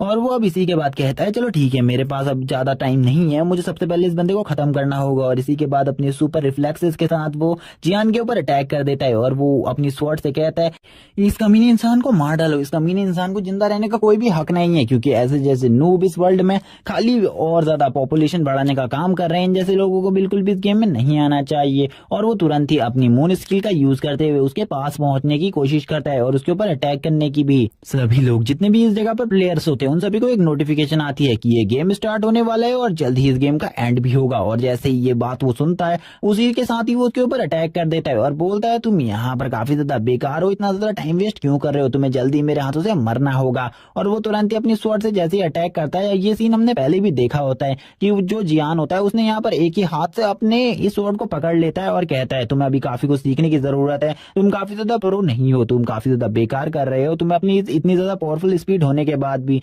किसी बंदे के ऊपर पीछे से अटैक करने की क्या जरूरत थी, और ये तुम्हारी जो स्पीड स्किल है ये भी काफी ज्यादा बेकार है। वो भी ये चीज देखकर डर जाता है और कहने लगता है ये एक तुक्का था इसका, यहाँ पर ये मेरी स्पीड को बिल्कुल भी मैच नहीं कर सकता, उसके बाद भी ये मेरी स्किल का बेकार कह रहा है और मेरी स्किल की बेइज्जती कर रहा है, आखिरकार ऐसा कैसे हो सकता है, ये जैसा नो प्लेयर अगर मेरी बेइज्जती करेगा तो यहाँ पर मेरी क्या इज्जत रह जाएगी। और वो जियान जो होता है वो तुरंत ही उसकी स्वॉर्ड को छोड़ देता है और उससे कहता है चलो जाओ यहाँ से, दफा हो जाओ इस जगह से। और जियान उसे नीचे फेंक देता है। जियान उस नूब के साथ बिल्कुल भी फाइट नहीं करना चाहता था, वो कहता है मुझे किसी अच्छे प्लेयर को ढूंढना होगा जिसके साथ मैं फाइट कर सकूं। लेकिन जो बंदा होता है वो पीछे से उससे कहता है तुम आखिरकार कहाँ जा रहे हो। जियान बोलता है मुझे तुमसे फाइट करने की बिल्कुल भी जरूरत नहीं है, क्योंकि तुम मेरा सामना बिल्कुल भी नहीं कर सकते, इसीलिए तुम जाओ, मैं तुम्हें बख्श रहा हूँ, मैं तुम्हें बिल्कुल भी नहीं मारूंगा। जियान की ऐसी बात सुनने के बाद उस बंदे को झटका लगता है। वो उससे कहता है तुम्हें क्या लगता है यहाँ पर मैं तुमसे फाइट नहीं कर सकता, तुम यहाँ पर गलत सोचो, मैं भी यहाँ पर तुम्हारा सामना करने वाला हूँ, चलो जल्दी आ जाओ यहाँ पर मेरे साथ फाइट करो। तुम्हारा एक तुक्का क्या लग गया कि तुमने मेरी स्वॉर्ड अटैक को अपनी 2 उंगलियों से रोक लिया। तुम अपने आप को काफी ज्यादा प्रो प्लेयर समझ रहे हो, लेकिन तुम काफी ज्यादा बेकार हो, तुम मेरा सामना नहीं कर सकते। अब उन दोनों के बीच में एक मैच होने वाला था, यानी कि वो दोनों फाइट करने वाले थे, जो कि काफी ज्यादा इंटेंस सीन होता है। जियान उससे कहता है चलो ठीक है यहाँ पर तुम मेरे ऊपर पहले हमला करो, क्योंकि मैं बिल्कुल भी नहीं चाहता कि तुम यहाँ पर बाद में ये कहो कि मुझे बिल्कुल भी मौका नहीं दिया गया। उसकी काफी ज्यादा इंसल्ट हो रही होती है, जिसमें वो कहता है मैं आज तुम्हें बिल्कुल भी नहीं छोड़ूंगा, आज के बाद तुम जितने भी बार इस गेम में आओगे मैं ही तुम्हें मारूंगा, तुमने मेरी काफी ज्यादा इंसल्ट करी है। और इसी के बाद वो अपनी ए रैंक की वापस से स्किल को यूज करता है और उसकी स्पीड इतनी ज्यादा फास्ट होती है जो जियान होता है वो उसको देख भी नहीं पा रहा होता है, क्योंकि अभी तक वो इतना ज्यादा स्ट्रॉन्ग नहीं बना था कि वो इतने ज्यादा फास्ट स्पीड वाले की स्पीड को। लेकिन फिर भी जो जियान होता है वो अपनी पूरी कोशिश कर रहा था इस अटैक्स को रोकने की, क्योंकि उसे पता था कुछ भी कर कर उसे इन अटैक्स को तो रोकना ही पड़ेगा। अगर वो इन अटैक्स को नहीं रोकेगा तो उसकी जान पर भी बात आ सकती है। वो पूरी कोशिश करते हुए कहता है तुम्हारी स्पीड काफी ज्यादा फास्ट है, मैं इतना स्ट्रांग नहीं हूँ, मुझे लग रहा है कि मुझे अपने आप को और ज्यादा प्रोग्रेस करने देना चाहिए। जियान उस बंदे से कहता है तुमने यहाँ पर कुछ भी गलत नहीं कहा कि मैं यहाँ पर वीक हूँ, मैं सही में काफी ज्यादा वीक हूँ, क्योंकि मैं तुम जैसे नूब को भी एक बार में नहीं मार सकता। वो जियान को मारने की कोशिश करता है, लेकिन जियान उसके एक मूव को डॉच कर लेता है। जियान उसके बार बार हर मूव को डॉच कर रहा था, क्योंकि जियान के पास कोई भी वेपन नहीं था, इसीलिए वो उसके साथ फाइट बैक नहीं कर पा रहा था। जियान कहने लगता है चलो ठीक है मुझे वेट करना होगा। जियान हर मूव से डॉच करते हुए पीछे की तरफ भागने लगता है। वो बंदा अब जियान से को भागता हुआ देखकर कहता है आखिरकार तुम भाग क्यों रहे हो, तुम मेरे ऊपर काउंटर अटैक कब करोगे। जियान कहता है तुम रुको यहाँ पर, मेरे काउंटर अटैक का वेट करो, क्योंकि मैं जब तुम्हारे ऊपर काउंटर अटैक करूंगा उसके बाद तुम्हें टाइम भी नहीं मिलेगा उठने का। लेकिन इस टाइम पर जियान भी परेशान होता है। जियान सोच रहा होता है उसे किसी वेपन की जरूरत होगी इसे काउंटर अटैक करने के लिए। जिस हिसाब से इस बंदे की स्ट्राइक्स हैं उसे रोकना इतना आसान नहीं है। इसकी रैंक की स्किल काफी ज्यादा बढ़िया है और उसे भी वो स्किल काफी ज्यादा पसंद आती है। वो बोलने लगता है मेरी एबिलिटीज काफी ज्यादा कम लेवल की है, मुझे अपनी एबिलिटीज को काफी ज्यादा बढ़ाने की जरूरत है, मुझे जल्दी इस गेम को खत्म करना होगा, क्योंकि अभी तक मैंने इस लेवल 1 को पूरी तरीके से कंप्लीट भी करना है और इसमें सबसे ज्यादा हाई रैंकिंग हासिल करनी है। अगर मैं ये नहीं कर पाता हूँ तो मैं कभी भी क्रिस्टल पर नहीं पहुंच पाऊंगा। अगर मैं यहाँ पर अपने लेवल को क्रिस्टल पर नहीं ले जा सका तो काफी ज्यादा नूब कहलाऊंगा और ब्रॉन्ज में ही अटक जाऊंगा। और जल्दी से जल्दी मुझे अपनी पावर्स को और ज्यादा बढ़ाना है, इनहेंस करना है। वो यहाँ पर अब फाइट कर रहा होता है, लेकिन वो अभी तक ज्यादातर मूवी डॉच कर रहा था, क्योंकि उसे अभी भी कोई चांस नहीं मिल रहा था उसके ऊपर अटैक करने का। जैसे ही उसको यहाँ पर एक मौका मिलता है उसके ऊपर अटैक करने का, वो कहता है चलो ठीक है अब मेरे ऊपर अटैक करो, क्योंकि अब जियान के पास एक मौका था उसे हराने का, इसीलिए जियान भी तैयार था उससे फाइट करने के लिए। जियान उससे कहता है चलो मिंग यहाँ पर जल्दी आओ और मेरे ऊपर हमला करो। मिंग भी उसके ऊपर तुरंत ही अटैक कर देता है, लेकिन इस फाइट में ये उसकी बेवकूफी थी कि जिन ने जैसे ही अपने ऊपर अटैक करने को कहा तो उसने उसके ऊपर अटैक कर दिया। जिन इसी के साथ उसके रिफ्लेक्सेस को समझते हुए उसके हाथ से उसकी स्वॉर्ड को काफी ज्यादा दूर फेंक देता है, जिसे वो भी देख लेता है। और जिन यहाँ पर तुरंत ही इसी के साथ ही उसकी स्वॉर्ड को तुरंत ही पकड़ लेता है और उससे कहता है तुम्हें क्या लगा था यहाँ पर, क्या तुम ये इस जगह पर मेरा सामना कर सकते हो। अब तक तो मिंग को भी समझ में आ गया था कि सामने वाला बंदा इतना भी कमजोर नहीं है, वो काफी ज्यादा स्ट्रांग है, उसका सामना करना इतना आसान नहीं है। अब जबकि उसके पास एक स्वॉर्ड आ चुकी है तो वो बंदा उसे बिल्कुल भी नहीं छोड़ेगा। वो यहाँ पर भागने की कोशिश कर रहा होता है और काउंटर अटैक भी करने की कोशिश, लेकिन जो जियान था उसके हाथ में एक स्वॉर्ड थी, जिस वजह से वो उसे इजीली मार सकता था और वो अपने एक ही स्वॉर्ड अटैक में उसको मार देता है और अपनी तलवार को उसके गले के आर पार कर देता है। तभी यहाँ पर जो मिंग होता है वो उससे कहने लगता है ये इम्पॉसिबल है, तुम मुझे बिल्कुल भी नहीं हरा सकते, तुम जैसा एक न्यू प्लेयर मुझे नहीं हरा सकता। वो जियान से कहने लगता है तुम मेरा वेट करना, मैं तुमसे फाइट करने के लिए दोबारा आऊंगा, तुम इसी जगह पर मेरा वेट करो, मैं जरूर तुमसे फाइट करने के लिए दोबारा आऊंगा। जियान कहने लगता है तुम्हारी बेवकूफी होगी अगर तुम दोबारा आओगे। तो वो वापस से काफी ज्यादा गुस्से में होता है और कहता है तो मैं तुम्हें बिल्कुल भी नहीं छोड़ूंगा। और गाइस क्या लगता है जब नेक्स्ट टाइम फाइट होगी तो इन दोनों की फाइट में कौन जीतेगा, कमेंट करके जरूर बताना। तभी यहाँ पर अब जियान सोचने लगता है अगर उसे इस जगह पर टॉप मारना है तो उसे 5 लोगों को मारना होगा, 5 लोगों को मारने से उसे 500 पॉइंट भी मिल जाएंगे, ये काफी ज्यादा अच्छा होगा। और अब वो इसी के साथ जब अपने सिस्टम को चेक करता है उसे पता चलता है उसके सिस्टम में एक नोटिफिकेशन आई है कि उसे 100 पॉइंट्स मिल चुके हैं। इसीलिए अब वो खुश होते हुए कहता है चलो ठीक है, मुझे बाकी अब 4 लोगों को मारना है, जिसके बाद शायद से मैं हाईएस्ट पोजीशन हासिल कर पाऊं। और अब वो अपने सिस्टम को चेक करते हुए कहता है मुझे यहाँ पर किसी वेपन की जरूरत होगी, वरना मैं यहाँ पर कुछ भी फाइट नहीं कर सकता। लेकिन उसके पास कोई भी वेपन नहीं था उसके सिस्टम में भी, और उसके हाथ में जो वेपन होता है वो भी गायब हो जाता है। वो ये भी बताता है कि जैसे ही यहाँ पर जिस प्लेयर का जो वेपन होता है अगर वो प्लेयर मारा जाता है तो उसका वेपन भी उसी टाइम पर डिसअपियर हो जाता है। जियान अब चारों तरफ देखने लगता है। जियान चारों तरफ देखकर समझ जाता है कि सभी लोगों का सबसे आसान टारगेट वही है और सभी लोग शायद से उसके ऊपर हमला कर सकते हैं, क्योंकि सबसे ज्यादा नूब वही लग रहा है इस गेम में, इसीलिए जितने भी लोग हैं वो उसी के ऊपर अटैक करेंगे। तभी वो साइड में देखता है काफी ज्यादा पावरफुल मॉन्स्टर्स की टोली को, जो कि पीछे नहीं हट रहे थे, ग्राउंड के बीच में खड़े हुए थे। जियान कहने लगता है इनसे कोई भी बंदा फाइट क्यों नहीं कर रहा है। तभी उसका सिस्टम उसे बताता है इनमें से एक मॉन्स्टर को मारने के लिए उसे 0.1 पॉइंट मिलेंगे, अगर वो इनमें से 30 मॉन्स्टर्स को मार देता है तो उसे 500 पॉइंट दिए जाएंगे। जियान ये देखकर काफी ज्यादा खुश हो जाता है, क्योंकि अगर वो इनमें से 30 मॉन्स्टर को मार देगा तो उसको 3 किल का भी रिवॉर्ड मिलेगा, जिसमें से अब उसके टोटल जो पॉइंट होते हैं वो 800 पॉइंट हो जाएंगे। वो खुश होते हुए बोलता है चलो ठीक है, मुझे इनसे फाइट करनी चाहिए। जबकि बाकी जितने भी फाइटर्स होते हैं, प्लेयर्स होते हैं, वो इन सभी से दूर भाग रहे थे, क्योंकि वो इनसे लास्ट में फाइट करेंगे। सबसे पहले वो जितने भी मॉन्स्टर्स और जितने भी लोग इस जगह पर हैं, मेनली जो पावरफुल प्लेयर्स हैं, उनको मारना चाहते हैं एक टीम में वर्क कर कर। और काफी सारे लोगों को ये करता हुआ देखकर वो कहता है मुझे सबसे पहले इन मॉन्स्टर्स को ही मारना होगा, क्योंकि मेरे पास जो ये टास्क आया है ये काफी ज्यादा अमेजिंग है मेरे लिए, मुझे इन टास्क को कंप्लीट कर कर अपने स्कोर को और ज्यादा बढ़ाना है। लेकिन अभी भी वो अपनी वीक बॉडी को देखकर काफी ज्यादा हैरान होता है। वो कहता है मेरी बॉडी अभी भी वीक है, मैं यहाँ पर किसका सामना कर सकता हूँ, क्या लगता है मुझे ये रिस्क लेना चाहिए। लेकिन वो थोड़ा देर सोचने के बाद कहता है मुझे यहाँ पर कुछ भी नहीं देखना चाहिए, अपने आप को और ज्यादा स्ट्रांग बनाने के लिए मुझे ये सारे रिस्क लेने पड़ेंगे। अगर मैं ये रिस्क नहीं लूंगा तो आगे इस गेम को भी किस तरीके से खेलूंगा। हमें यहाँ पर एक बहुत बड़ा स्टैचू दिखाया जाता है जो कि एक वॉरियर का होता है, जिसको देखकर जियान कहता है चलो मुझे इसका स्पेयर को शायद से यूज करना चाहिए इस फाइट में। लेकिन वो स्पेयर एक स्टोन रॉक का होता है, जिस वजह से वो इसे नहीं निकाल पाता और कहता है चलो ठीक है, ये सब मेरी बेवकूफी थी, मैं इसको दोबारा से यूज नहीं करूंगा, ना कि कोशिश करूंगा इसे निकालने की। अब वो जो अपनी हड्डियां होती हैं उनको चटकाते हुए कहता है चलो ठीक है, अब फाइट करने के लिए मैं भी रेडी हूँ। और अब वो मॉन्स्टर्स की तरफ गुस्से से और घूर कर देखने लगता है और सोच रहा होता है अपने मन में क्या वो सही में इन 30 मॉन्स्टर्स का सामना कर पाएगा। लेकिन वो ये सब नहीं सोचता और तुरंत ही काफी ज्यादा स्पीड में उन मॉन्स्टर की तरफ दौड़ते हुए जाता है। लेकिन मॉन्स्टर्स भी यहाँ पर उसे देख लेते हैं और कहते हैं वो हमारी तरफ बढ़ रहा है, लगता है वो हमसे फाइट करने वाला है, इसीलिए सभी के सभी तैयार हो जाओ। जितने भी मॉन्स्टर्स होते हैं अरीना में वो भी तैयार हो जाते हैं फाइट करने के लिए और अपने वेपन्स को बाहर निकाल लेते हैं। जियान यहाँ पर तुरंत ही उनके एक मेंबर को तेजी से पीछे ले जाते हुए मारने की कोशिश करने लगता है, लेकिन इसमें वो फेल हो जाता है और दोबारा से अब उनके ऊपर अटैक करने लगता है। वो बार बार एक ही जगह से अटैक कर रहा होता है, जिस वजह से वो उनकी एक डिफेंस को तो ब्रेक ही कर रहा होता है। लेकिन अभी तक उसने यहाँ पर एक भी किल नहीं किया था, जिसको देखकर वो बोलता है इतने सारे मॉन्स्टर्स के बीच होने की वजह से वो इनको एक बार में नहीं मार सकता। और तभी उसके हाथ में एक मॉन्स्टर की एक्स लग जाती है। अब उसके पास 2 एक्स होती है जिनसे वो फाइट करने वाला था। वो कहता है चलो ठीक है, अब यहाँ पर मैं दिखाता हूँ मेरी पावर। वो अपने वेपन्स को निकालते हुए अब उन डीमंस की तरफ वापस से जाने लगता है उन डीमंस को मारने के लिए। वो तुरंत ही एक एक्स को उन डीमंस को बहकाने के लिए उनकी तरफ फेंकता है, लेकिन वो जो एक्स होती है वो गलती से किसी और ही मॉन्स्टर की तरफ चली जाती है और उस मॉन्स्टर को यहाँ पर उस एक्स की वजह से कुछ भी नहीं होता, बल्कि वो उसे इजीली डॉज कर लेते हैं। वो मॉन्स्टर आपस में कह रहे होते हैं कि हमें इस बंदे को घेरने की जरूरत है, अगर हम इस बंदे को घेर कर एक जगह पर मारेंगे हमारे लिए काफी ज्यादा इजी हो जाएगा इस बंदे को मारना। और ऐसा ही वो लोग करते हैं, वो जियान को मिडिल में लेकर आ जाते हैं, लेकिन जैसे ही जियान मिडिल में आता है वो उनमें से काफी सारे मॉन्स्टर्स को एक ही स्लैश में मार डालता है, उन सभी के काफी सारे सरों को उड़ा देता है, जिसको देखकर जो लीडर मॉन्स्टर होता है वो गुस्से में आते हुए बोलता है ये बंदा काफी ज्यादा स्ट्रॉन्ग है, हमें इसके साथ संभल कर लड़ना होगा, ये इतनी आसानी से हार नहीं मानेगा। दोबारा से जियान मिडिल में आ जाता है। इस बार जो मिडिल में जियान होता है वो काफी ज्यादा बुरे तरीके से फंस चुका था, चारों तरफ से काफी सारे मॉन्स्टर्स से, अगर वो एक फुल स्लैश का यूज करता तभी भी वो इतने सारे मॉन्स्टर्स को नहीं मार सकता था। यहाँ पर 30 में से 5 किल वो कर चुका था, जिन मॉन्स्टर्स का उसने सर उड़ाया था वही मॉन्स्टर्स मारे जा चुके थे अभी तक। जितने भी मॉन्स्टर चारों तरफ होते हैं वो जियान के ऊपर एक साथ अटैक करने वाले थे। जियान को भी समझ में आ जाता है कि वो बहुत ज्यादा बुरे तरीके से फंस चुका है, उन्हें इस मॉन्स्टर के साथ पंगा नहीं लेना चाहिए था, उसने गलती करी। लेकिन वो जैसे ही मॉन्स्टर्स उसके ऊपर अटैक करते हैं वो उन मॉन्स्टर्स के अटैक को काफी ज्यादा फास्टली डॉज कर रहा होता है।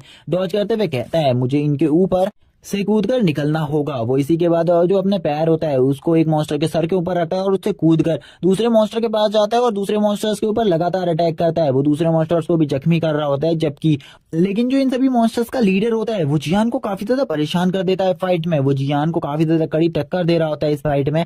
जियान कहने लगता है इस मॉन्स्टर को मुझे कुछ ना कुछ करना होगा, वरना ये मॉन्स्टर आज यहाँ पर मुझे बिल्कुल भी नहीं छोड़ेगा। वो जियान के ऊपर अपने स्पेयर से अटैक करता है, लेकिन जियान उसके स्पेयर को तोड़ते हुए कहता है तुम्हारे जो वेपन है वो काफी ज्यादा वीक है, ये मेरे सामने नहीं टिकने वाले। वो बंदे को भी अब डर लगने लगता है, यानी कि जो मॉन्स्टर लीडर होता है उसे भी थोड़ा बहुत डर लग रहा होता है। जियान तभी अपनी एक्स को उठाता है और उससे कहता है अब तुम्हें मरना होगा, तुम यहाँ पर किस बारे में सोच रहे हो, आज तुम मरे बिना नहीं रह सकते, तुम्हें मुझसे कोई भी नहीं बचा सकता। लेकिन इस टाइम पर जो मॉन्स्टर लीडर होता है उसकी किस्मत अच्छी होती है, क्योंकि जो जियान की एक्स थी वो भी उसी वुड से बनी होती है, इसी वजह से वो एक्स भी टूट जाती है। और जियान बोलता है क्या यहाँ पर ये लोग तुम्हारे वेपन है, ये तुम्हारे वेपन है, ये कितने ज्यादा बेकार और कितने ज्यादा कमजोर हैं, तुम्हें अपने वेपन को और ज्यादा अच्छा बनाना चाहिए। क्या तुम ऐसे ही बेकार वेपन्स के साथ ह्यूमंस का सामना करोगे? तुम्हें क्या लगता है तुम ऐसे बेकार वेपन्स के साथ ह्यूमंस का सामना कर पाओगे? तुम्हें अपनी स्ट्रेंथ को और ज्यादा बढ़ाना चाहिए था, लेकिन अब यहाँ पर तुम कर ही क्या सकते हो। जबकि अब जो मॉन्स्टर्स के लीडर होता है और बाकी सभी मॉन्स्टर होते हैं वो हंसने लगते हैं और बोलते हैं अब तुम्हें क्या लगता है तुम बच पाओगे, अब तो तुम्हारे पास वेपन भी नहीं है फाइट करने के लिए। और मॉन्स्टर लीडर भी हंस रहा होता है जोर जोर से,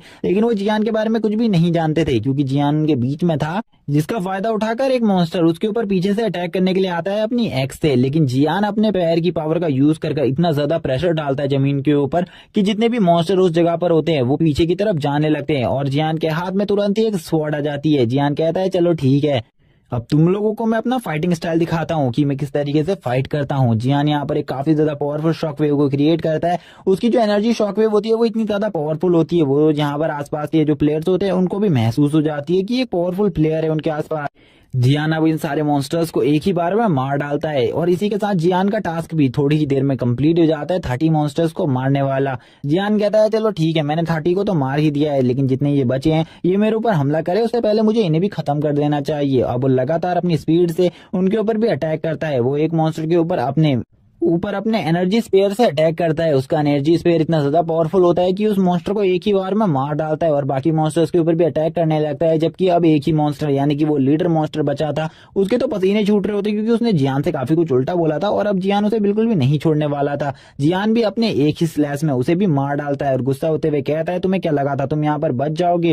जियान का जो सिस्टम होता है वापस से आ जाता है उसके सामने और उससे कहता है तुमने यहाँ पर अपने टास्कों को कंप्लीट कर लिया है, इसीलिए जो तुम्हारे 500 पॉइंट्स हैं और तुम्हारे 300 पॉइंट्स हैं वो दोनों के दोनों तुम्हारे अकाउंट में रजिस्टर हो चुके हैं। यानी कि जियान ने थोड़ी ही देर में 800 पॉइंट्स कलेक्ट कर लिए। वो अपनी स्वॉर्ड को देखते हुए बोलता है मुझे अभी बाकी सारे लोगों को भी मारने की जरूरत है। वो सबसे पहले इस जगह पर आए हुए सभी लोगों की रैंक चेक करने के बारे में सोचता है, क्योंकि ये उसके लिए सबसे ज्यादा इंटरेस्टिंग वर्क था। और वो सभी लोगों की रैंक चेक करते हुए कहता है चलो देखते हैं सबसे टॉप पर कौन है। उसे पता चलता है 4 किल्स के साथ वो सबसे टॉप पर चल रहा है। उसके बाद कुछ और लोग भी चल रहे हैं जिनकी भी किल यहाँ पर 3 और 2 हैं। वो सभी लोगों को देखकर सोच रहा होता है इन लोगों ने इतने कम किल क्यों किए हैं, क्या ये सही में इतने ज्यादा बेकार प्लेयर है कि इनको हराना मेरे लिए आम बात होने वाली है। लेकिन वो इन लोगों के बारे में भी जानता था, इतने आसानी से तो वो किसी को भी नहीं हरा पाएगा इस जगह पर। इतने ज्यादा किल करने की वजह से उसकी मार्शल पावर को भी बढ़ा दिया गया था, जबकि उसकी मार्शल पावर लेवल 5 पर थी, लेवल 6 पर उसकी मार्शल पावर को पहुंचा दिया गया था। वो अपनी स्ट्रेंथ स्टेमिना को चेक करता है अपने सिस्टम पर, जबकि उसके स्ट्रेंथ स्टेमिना और एजिलिटी का जो स्कोर होता है वो बिल्कुल भी चेंज नहीं हुआ होता, उनमें सब कुछ वही होता है, बल्कि अब उसकी मार्शल पावर का जो स्कोर होता है वो चेंज हो रहा होता है धीरे धीरे। उसकी मार्शल पावर जैसे पहले लेवल 5 की दिखाई जाती है और उसी के बाद वो चेंज हो जाती है। वो कहने लगता है अगर हम यहाँ पर अपनी मार्शल पावर को बहुत ज्यादा हाई लेवल पर ट्रेन कर लेते हैं और उसके हाई लेवल पर पहुंच जाते हैं, इसके बाद ही जो हम है वो एक एसएस रैंक पे पहुंचने के बाद तुम डिवाइन पर पहुंचते हो, और डिवाइन पर पहुंचने के बाद तो तुम एक गॉड लाइक पावर भी होल्ड कर सकते हो। लेकिन पिछली लाइफ में मैं एक एसएस रैंक का वॉरियर था, इसीलिए मुझे एसएस रैंक के बारे में ही ज्यादा कुछ पता है और मुझे किसी भी और चीज के बारे में नहीं पता। अगर हम 6 रैंक पर पहुंच जाते हैं तो हम काफी ज्यादा एनर्जी को भी गैदर कर सकते हैं, तभी उसका सिस्टम उसे वापस से बताता है उसकी मार्शल पावर को वापस से यहाँ पर लेवल 5 पर ला दिया गया है। ये सोचने के बाद तो वो गुस्से में आ जाता है और बोलता है आखिरकार तुम मेरे साथ ऐसा कैसे कर सकते हो, पहले तुमने यहाँ पर मेरी पावर को इतना ज्यादा बढ़ाया, उसके बाद तुमने मेरी पावर को घटा दिया। वो अपने वापस से उसी स्किल के बारे में कहने लगता है जिस स्किल को उसने पिछली लाइफ में हासिल किया था। वो कहता है जब मैं एक एसएस रैंक का हंटर बन जाऊंगा, वॉरियर बन जाऊंगा, तभी मैं शायद से उस चीज को कर पाऊंगा जहां पर उसके सिस्टम में नोटिफिकेशन आती है कि वो अपनी मार्शल पावर की कुछ स्किल्स को देख सकता है जिनका वो यूज कर पाएगा आने वाले टाइम में, लेकिन अभी वो उसका यूज नहीं कर सकता था। जिनको देखकर वो बोलता है कि यहाँ पर ये लोग मुझे स्किल्स दिखाने वाले हैं, ये अच्छी बात है क्योंकि मैं उनमें से कुछ स्किल्स को अभी भी यूज कर पाऊंगा। मुझे ऐसा लगता है क्योंकि मैं 5th रैंक पर तो पहुंच ही गया हूँ। हमें वापस से उसकी मार्शल पावर दिखाई जाती है जो कि यहाँ पर 5th रैंक की होती है। वो कुछ स्किल को देख रहा होता है, वो कहता है मुझे 6th रैंक पर पहुंचाने के लिए अपनी मार्शल पावर को काफी ज्यादा हार्ड ट्रेनिंग करनी पड़ेगी और काफी ज्यादा एक्सपीरियंस हासिल करना पड़ेगा हंटिंग का, इसीलिए मुझे सभी चीजों में फर्स्ट रैंक हासिल करनी पड़ेगी। अगर मैं फर्स्ट रैंक हासिल नहीं कर पाता हूं तो बिल्कुल भी मुझको एक हाई क्लास का हंटर नहीं माना जाएगा और ना ही मैं हाई क्लास के हंटर के लेवल पर पहुंच पाऊंगा। वो इन्हीं सब बातों को करने के बाद एक स्माइल करता है और कहता है चलो ठीक है, अब मुझे वापस से हंटिंग करना स्टार्ट कर देना चाहिए क्योंकि जितने भी लोग इस जगह अब बचे हैं वो काफी ज्यादा स्ट्रांग लगते हैं मुझे। हमें दिखाया जाता है एक लड़की को जो कि जियान के ऊपर अपने बो और एरो से एक अटैक कर देती है। जो उसका एरो होता है वो काफी ज्यादा स्ट्रांग होता है और जियान की तरफ बढ़ने लगता है। जियान उसके इस एरो को काफी ज्यादा मुश्किल से डॉज कर पाता है। जियान कहता है ये एरो काफी ज्यादा स्ट्रांग था, अगर ये मुझे लग जाता तो शायद से मैं यहीं पर मारा जाता और मेरा खेल खत्म हो जाता। लेकिन आखिरकार ये लोग हैं कौन जो कि मेरे ऊपर हमला कर रहे हैं। वो इनको देखने लगता है जहां पर उसे पता चलता है ये 2 टीम में है। वो कहता है यहाँ पर तो पीवीपी मैच चल रहा है लेकिन इन लोगों ने जो टीम बनाई है ऐसा बिल्कुल भी नहीं होना चाहिए। तभी उसका सिस्टम बताता है कि ये सब चीजें भी अब अलाउ है गेम में, वो दोनों लोग अगर चाहें तो मिलकर भी फाइट कर सकते हैं। अब हमें पता चलता है उनमें से एक आर्मर वॉरियर होता है जो कि आगे चलकर जियान से फाइट करने के लिए आगे बढ़ता है और उसकी पार्टनर लड़की पीछे खड़े होकर ये सब कुछ देख रही होती है और उससे कहती है मैं पीछे से हमला करूंगी, तुम आगे जाकर उसे खत्म कर दो। जो आर्मर वॉरियर होता है वो बोलता है अगर मैं इस बंदे को मार हूँ तो क्या तुम मेरे साथ डेट पर चलोगी। वो लड़की उससे कहती है तुम्हें अपनी उम्र का लिहाज रखना चाहिए, तुम मुझसे काफी ज्यादा बड़े हो एज में। जियान भी कहता है चलो मुझे टाइम वेस्ट नहीं करना चाहिए, मुझे भी इनके साथ फाइट के लिए तैयार रहना चाहिए क्योंकि ये दोनों की जो टीमिंग है वो काफी ज्यादा अच्छी है। इनमें से एक क्लोज रेंज का फाइटर है और जबकि एक लॉन्ग रेंज पर फाइट कर रही है, इसीलिए इन दोनों को हराना काफी ज्यादा मुश्किल हो सकता है। इनको हराना इतना आसान भी नहीं है।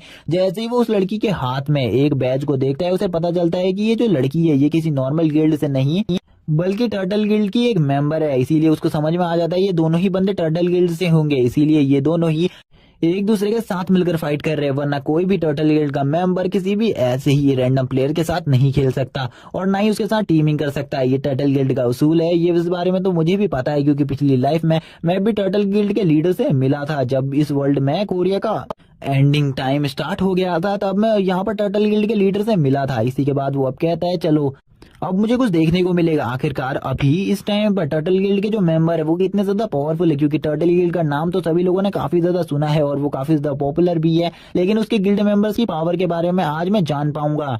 क्या ये लोग थोड़े टाइम भी मेरे सामने टिक पाएंगे। जियान जब यहाँ पर इन सब चीजों के बारे में बातें कर रहा होता है वो दोनों यहाँ पर आपस में ही एक दूसरे के साथ फ्लर्टिंग कर रहे होते हैं, जहाँ पर वो ओल्ड मैन उससे कह रहा होता है क्या तुम मेरे साथ डेट पर चल सकती हो, तुम काफी ज्यादा ब्यूटीफुल हो, तुम्हें मैं अपने साथ डेट पर ले जाना चाहता हूँ। वो अभी भी उसे मना कर रही होती है, उसके आर्ग्यूमेंट को रिफ्यूज कर रही होती है। वो कहती है तुम यहाँ पर रहने दो, तुम्हें यहाँ पर इसे मारने की कोई भी जरूरत नहीं है, मैं इसे अपने हाथों से ही खत्म कर लूंगी। मुझे लगता है जो ये बंदा है इसकी मौत मेरे हाथों से ही लिखी है और मैं ही इसे मारूंगी। जियान कहता है चलो इनको मुझे इग्नोर करना चाहिए, मुझे कुछ और काम कर लेने चाहिए अपने सिस्टम में। वो सिस्टम में इन दोनों की रैंक भी चेक करते हुए कहता है इन दोनों की रैंक भी काफी ज्यादा बढ़िया है। इन दोनों में से एक बंदा 2nd नंबर पर और एक बंदा 4th नंबर पर चल रहा है। ये बिल्कुल भी बुरा नहीं है। इनमें से एक ने यानी कि उस लड़की ने 3 मेंबर्स को मार दिया है जबकि उस लड़के ने 2 मेंबर्स को मार दिया है और जियान तो अभी भी टॉप पर ही चल रहा है 4 बंदे मारने के बाद।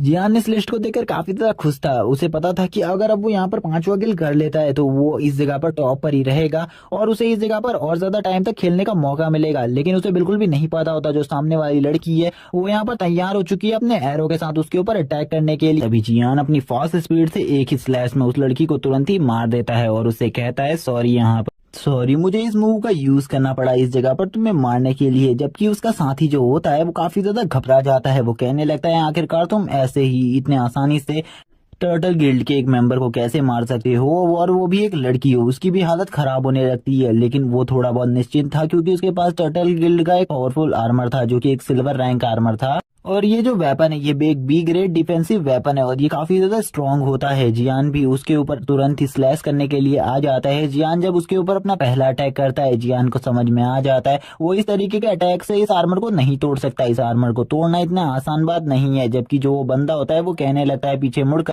कि तुम अभी इतने ज्यादा स्ट्रांग नहीं हो कि इस आर्मर को तोड़ सको, और अगर तुम अपनी फुल स्ट्रेंथ से भी इसके ऊपर यूज करते हो इस बेकार वेपन के साथ भी तुम इस आर्मर को नहीं तोड़ सकते। लेकिन उस आर्मर में एक क्रैक आ चुका होता है जिसके बारे में उस बंदे को बिल्कुल भी कोई पता नहीं होता। वो यहाँ पर पूरी तरीके से होता है क्योंकि उसे ऐसा लग रहा होता है जियान इसके इस आर्मर को नहीं तोड़ सकता। अगर वो अपनी फुल स्ट्रेंथ का भी यूज करे तभी भी वो इस आर्मर को नहीं तोड़ पाएगा। लेकिन जियान उसके ऊपर अब लगातार अटैक करने लगता है। जियान इतनी ज्यादा पावर से एक ही जगह पर अटैक कर रहा होता है जिस वजह से जो वो एक जगह होती है वो काफी ज्यादा बुरे तरीके से डैमेज हो जाती है। और ये बात अब उस बंदे को भी पता चल जाती है। वो जियान के इस तरीके के माइंड को देखकर शॉक होता है और कहता है मैंने ऐसा बिल्कुल भी नहीं सोचा था। थोड़ी ही देर बाद जियान उसके ऊपर भी अटैक करता है और उसे भी मारने की कोशिश करने लगता है। हमें यहाँ पर नहीं दिखाया जाता कि जियान उसे मारता है या फिर नहीं, लेकिन जियान के जो पॉइंट होते हैं वो यहाँ पर तुरंत ही बढ़ जाते हैं और जियान 6 किल कर लेता है।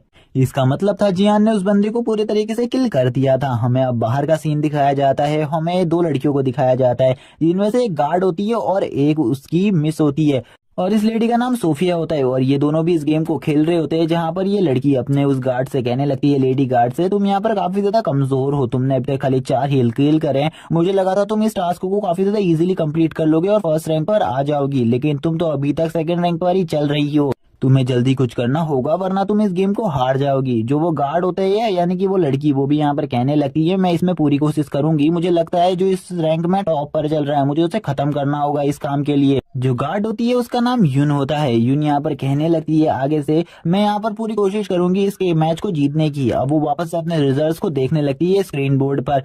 वो देखती है टॉप नंबर वाले के नेम को जो कि यहाँ पर जियान होता है। जियान को वो कहने लगती है मुझे इस बंदे को ढूंढना होगा इस मैच में। सोफिया कहती है तुम्हें इस बारे में भी नहीं पढ़ना चाहिए, तुम्हें अभी जो भी बंदा कमजोर दिख रहा है तुम्हें उसे जल्दी से जल्दी किल करना होगा क्योंकि मैं किल काउंट देख रही हूँ यहाँ पर 68 ही लोग बचे हैं और जल्दी यहाँ पर पूरे के पूरे ये लोग सारे के सारे मारे जाएंगे जिसके बाद ये मैच होगा वो पूरी तरीके से खत्म हो जाएगा। 50 लोगों को अगले टास्क के लिए भेज दिया जाएगा। सोफिया उसे आगे समझाते हुए कहती है तुम्हें इस मैच को और ज्यादा अच्छे तरीके से खेलना होगा, तुम यहाँ पर ज्यादा टाइम के लिए होल्ड बैक नहीं कर सकते, तुम्हें इन्हें जल्दी से जल्दी खत्म करना होगा क्योंकि तुम्हारे पास काफी ज्यादा अच्छे वेपन्स भी हैं इसीलिए तुम इन्हें इजीली किल कर सकती हो। सोफिया की बात सुनने के बाद यून कहती है ठीक है मास्टर, जैसा कि आप मुझसे कह रही है मैं वैसी तरीके से प्ले करूंगी। और वो वापस से अब गेम खेलना स्टार्ट कर देती है। वो अपने मास्टर से कहती है मास्टर आप सारे प्रोग्राम को सेट कर दो, मैं वापस से गेमिंग वर्ल्ड में जा रही हूँ। और वो सोफिया से ये कह के जाती है मास्टर आप मुझे दोबारा से डिस्टर्ब ना करे। सोफिया उसे रुकने को कहती है और उसे एक गेम प्ले की वीडियो दिखाने लगती है और उसे कहती है तुम्हें इस प्लेयर को मारना होगा क्योंकि यही प्लेयर है जो कि शायद से टॉप नंबर पर चल रहा है। सोफिया की बात सुनने के बाद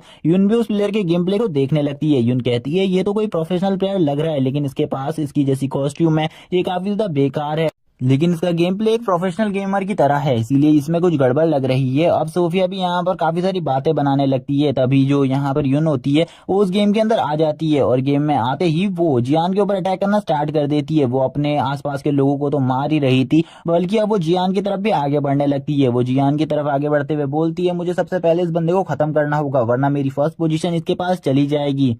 और वो जियान को काफी ज्यादा घूर कर देख रही होती है लेकिन जियान के बारे में उसे कुछ भी नहीं पता होता कि जियान किस टाइप का प्लेयर है। लेकिन गाइस हमें इसकी स्वॉर्ड के बारे में बताया जाता है जो कि कोई नॉर्मल वेपन नहीं है बल्कि इसका जो स्वॉर्ड है वो एक मैजिक स्पिरिट वेपन है जो कि काफी ज्यादा स्ट्रॉन्ग मैजिक स्पिरिट वेपन है। और इसने अभी तक 4 किल कर लिए हैं और अभी ये काफी ज्यादा स्ट्रॉन्ग हो चुकी है और आगे और ज्यादा लोगों को मारेगी। लेकिन करंट टारगेट जियान है, क्योंकि जियान ने इस टाइम पर 6 लोगों को मार दिया है। अगर ये जियान को मार देती है तो ये खुद ही उस पोजीशन पर आ जाएगी जो कि जियान की पोजीशन है। हमें दिखाया जाता है कुछ और लोगों को जो कि टर्टल गिल्ड के होते हैं। टर्टल गिल्ड का लीडर उन लोगों से कह रहा होता है, आखिरकार तुम किस बंदे से पिट कर आए हो? वो बंदा एक नॉर्मल सा नूब लग रहा है मुझे, लेकिन तुम दोनों मिलकर भी उसे नहीं हरा पाए। तुम कितने बड़े नूब हो, तुम्हें तो यहाँ पर वापस से ट्रेनिंग करनी पड़ेगी। अब थोड़ी देर बाद का सीन दिखाया जाता है जहां पर जो फर्स्ट राउंड होता है गेम का वो पूरे तरीके से फिनिश हो जाता है। जियान और उसके कुछ साथी, यानी कि जियान और बाकी जितने भी लोग इस जगह पर होते हैं, अब वो सेकंड राउंड में जाने के लिए तैयार हो चुके थे। लेकिन अभी ये सेकंड राउंड में नहीं जाने वाले थे। सेकंड राउंड में जाने से पहले इन्हें कुछ रिवॉर्ड्स मिलेंगे और वही रिवॉर्ड्स अब ये लोग कलेक्ट कर रहे होते हैं। जियान यहाँ पर अपने पॉइंट्स को देखता है, जबकि उसके पॉइंट्स काफी ज्यादा बढ़ गए थे। वो वापस से अपने घर आ जाता है और घर में एक जगह पर बैठकर अपने पॉइंट्स को ही चेक कर रहा होता है। उसने काफी सारी चीजें ओपन कर ली होती है और जो उसकी मार्शल पावर होती है, और गाइस आगे से मैं मार्शल पावर को डिवाइन पावर कहूंगा, डिवाइन पावर को भी उसने अपग्रेड करके लेवल 6 पर पहुंचा दिया था। जियान ये सब देखकर काफी ज्यादा खुश होता है। उसने अपने लेवल को भी अपग्रेड करना स्टार्ट कर दिया था। वो तुरंत ही लेवल 3 पर आ जाता है और वो अब एक एफ रैंक के लेवल 6 का वॉरियर बन गया था। वो अपनी पावर, स्ट्रेंथ और स्टेमिना को भी चेक करता है और उनको भी धीरे धीरे कर अपग्रेड करने लगता है। तभी उसका सिस्टम उसे बताता है अब यहाँ पर उसके पास जब वो अगली बार गेम में जाएगा उसके पास 30% एचपी पहले से होगी, यानी कि अगली बार जब वो गेम में जाएगा उसके पास 30% एचपी पहले से ही प्लस होगी। और वो जब ही यहाँ पर वापस अपनी शॉप को देखता है वो कहता है मुझे एक और बार शॉप को अपग्रेड कर लेना चाहिए, और वो तुरंत ही शॉप को एक और बार अपग्रेड कर लेता है, जिसमें वो काफी सारे पैसों को खर्च कर देता है। लेकिन अभी भी उसके पास थोड़े बहुत स्कोर बचे हुए थे जिनको वो बचाना चाहता था। अब उसका सिस्टम वापस से एक्टिवेट होता है और उसे कुछ और चीजों के बारे में बताता है, जैसे कि उसका एक निकनेम रख दिया गया है गेम में, और अगर अब वो अगली बार गेम में जाएगा तो उसको 20% एक्स्ट्रा ईपी मिलेगी और उसकी ईपी हमेशा बूस्ट होती रहेगी। वो ये सब देखकर खुश हो जाता है और बोलता है मुझे जल्दी ही जाना पड़ेगा गेम में, लेकिन अभी भी मुझे अपने इन रिकॉर्ड्स को चेक करना है, अपने आंकड़े देखने हैं जो कि मुझे और ज्यादा पावरफुल बनाने हैं।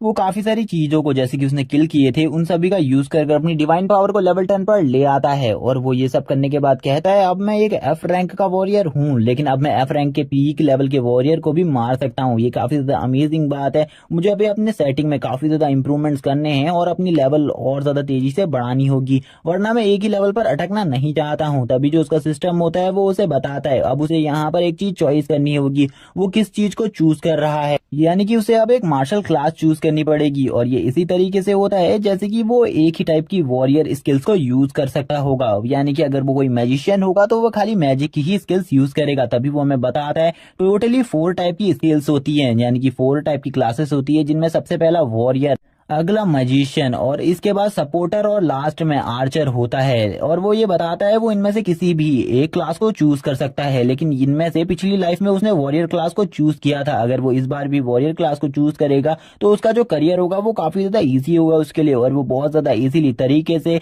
वॉरियर क्लास में रहते हुए अपनी डिवाइन पावर को बहुत ज्यादा अपग्रेड कर बहुत ज्यादा स्ट्रॉन्ग बन सकता है जल्द ही, और अपने कंट्री के वो स्टैंड कर सकता है बहुत बड़े मंच पर। लेकिन अभी वो इस बारे में नहीं सोचता। वो कहता है अगर मैं किसी और करियर ऑप्शन को भी चूज कर लूं, यानी कि किसी और क्लास को चूज कर लूं, तभी भी अगर मैं अपनी शॉप की पावर को यूज करता हूं तो मैं तुरंत ही एक एसेसन क्लास वाला वॉरियर बन जाऊंगा। इसीलिए मुझे अभी एक और दूसरी चीज को चूज कर लेना चाहिए, क्योंकि मेरे पास जब तक ये शॉप रहेगी, और ये लेवल 4 की भी कर दी है मैंने, इसीलिए मुझे कोई भी प्रॉब्लम नहीं होगी। मैं यहाँ पर आकर कभी भी एसेसन क्लास को चॉइस कर सकता हूँ। इसीलिए अब वो कहता है मैं किसी भी टाइम पर 1000 पॉइंट्स का यूज कर एसेसन क्लास को ले सकता हूँ। इसीलिए मैं इन सब चीजों को छोड़ रहा हूँ। मैं किसी और क्लास को इस बार चॉइस करूंगा और किसी और क्लास की लाइफ को जीऊंगा। आखिरकार उन्हें कितनी ज्यादा मेहनत करनी पड़ती है आगे स्टैंड करने में। वो अब सोचने लगता है आखिरकार उसे किस क्लास को चॉइस करना चाहिए। सभी काफी ज्यादा बेस्ट होती है, लेकिन उसे इन सभी में सबसे ज्यादा बेस्ट क्लास को चॉइस करना था। इसीलिए वो अपने फिंगर को एक चीज के ऊपर ले जाने लगता है। वो कहता है इनमें से मुझे कौन सा चूज करना होगा। वो इन्हीं के बारे में थोड़ा बहुत पढ़ रहा होता है और इन्हीं के बारे में इंस्पेक्शन कर रहा होता है। तभी हमारा सीन शिफ्ट हो जाता है और हमें एक अलग ही जगह का सीन दिखाया जाता है, जो कि काफी ज्यादा ज़ॉम्बीज़ से भरी हुई होती है और इसमें काफी सारे ब्लड मॉन्स्टर्स होते हैं। हमें पता चलता है ये अगले मिशन का सीन है, यानी कि ये लेवल 2 है उस गेम का जो कि वो लोग खेल रहे हैं। और लेवल 2 के बारे में हमें बताया जाता है लेवल 2 को कंप्लीट करने के लिए तुम्हें अपने टावर की प्रोटेक्शन करनी होगी। अगर ये ज़ॉम्बीज़ तुम्हारे टावर को डिस्ट्रॉय कर देते हैं तो तुम मारे जाओगे और तुम्हारे जीतने का भी कोई फायदा नहीं होगा। इन सभी टावर्स को काफी सारे लोग गार्ड करेंगे, जिसमें मैजिशियन, असिस्टेंट, सपोर्टर और आर्चर तीनों चारों लोग होंगे। इसीलिए सबसे पहले हमें इनमें असिस्टेंट क्लास वाले लोगों को दिखाया जाता है, जो कि अपने टावर के वहां पर खड़े हुए थे, जिनमें यून भी होती है। वो अपनी ड्रैगन ब्लेड के साथ इस जगह पर खड़ी थी और वो सभी लोग यहाँ पर नीचे मॉन्स्टर्स की लहर को देख रहे होते हैं। इतने सारे ब्लड मॉन्स्टर्स नीचे होते हैं कि वो सभी मिलकर भी यहाँ पर उन सभी का सामना नहीं कर सकते थे, लेकिन उन्हें यहाँ पर लास्ट के टॉप 10 टावर्स में आना था, जिसके बाद वो नेक्स्ट कॉम्पिटिशन में पार्टिसिपेट कर पाएंगे, यानी कि नेक्स्ट लेवल पर जा पाएंगे इस गेम की। यून अपने बाकी सभी साथियों का वेट कर रहा होता है। वो कहने लगती है, मुझे मेरे बाकी साथियों का वेट है, वो कब तक आएंगे मुझे नहीं पता, लेकिन उनका वेट करना होगा। जब वो आएंगे तभी मैं आगे को बढ़ पाऊंगी और इनका सामना कर सकती हूँ, वरना मैं हार जाऊंगी इस गेम को बहुत ज्यादा इजीली और अपने आगे वाले लेवल्स पे भी नहीं जा सकती। और मैंने जितना भी सामान अभी तक खरीदा है वो सब भी मेरा काफी ज्यादा वेस्ट हो जाएगा। तभी जो उसका टावर होता है उसमें दो लोग टेलीपोर्ट होते हैं, जिनमें से एक मैजिशियन और एक आर्चर होता है। जो मैजिशियन होता है वो उसको देखने लगती है और उसको देखकर कहती है, ये बंदा किसी भी गिल्ड में ज्वाइन नहीं है, लेकिन जो ये दूसरा आर्चर है ये एक बहुत ज्यादा स्ट्रॉन्ग गिल्ड से है और इसका नंबर 13 है और उसका नंबर खुद 26 होता है। वो उस वॉरियर को देखकर काफी ज्यादा खुश था, क्योंकि वो एक बहुत ज्यादा स्ट्रॉन्ग गिल्ड से था, इसीलिए वो काफी ज्यादा अच्छा परफॉर्मेंस भी देगा इस गेम में आने के बाद। लेकिन वो जैसे ही उस मैजिशियन को देखता है वो कहता है, इसके पास काफी ज्यादा एक्सपेंसिव सामान है, लेकिन ये किसी भी गिल्ड में ज्वाइन नहीं है, मुझे इसके बारे में कुछ भी नहीं पता आखिरकार ये किसी गिल्ड में ज्वाइन क्यों नहीं है, लेकिन इतना मुझे पता है कि इसने काफी ज्यादा पैसा फूका है इस गेम में। जबकि वो दूसरा जो आर्चर होता है उसके बारे में हमें थोड़ा बहुत और जानकारी दी जाती है कि वो एक आर्चर गिल्ड से है,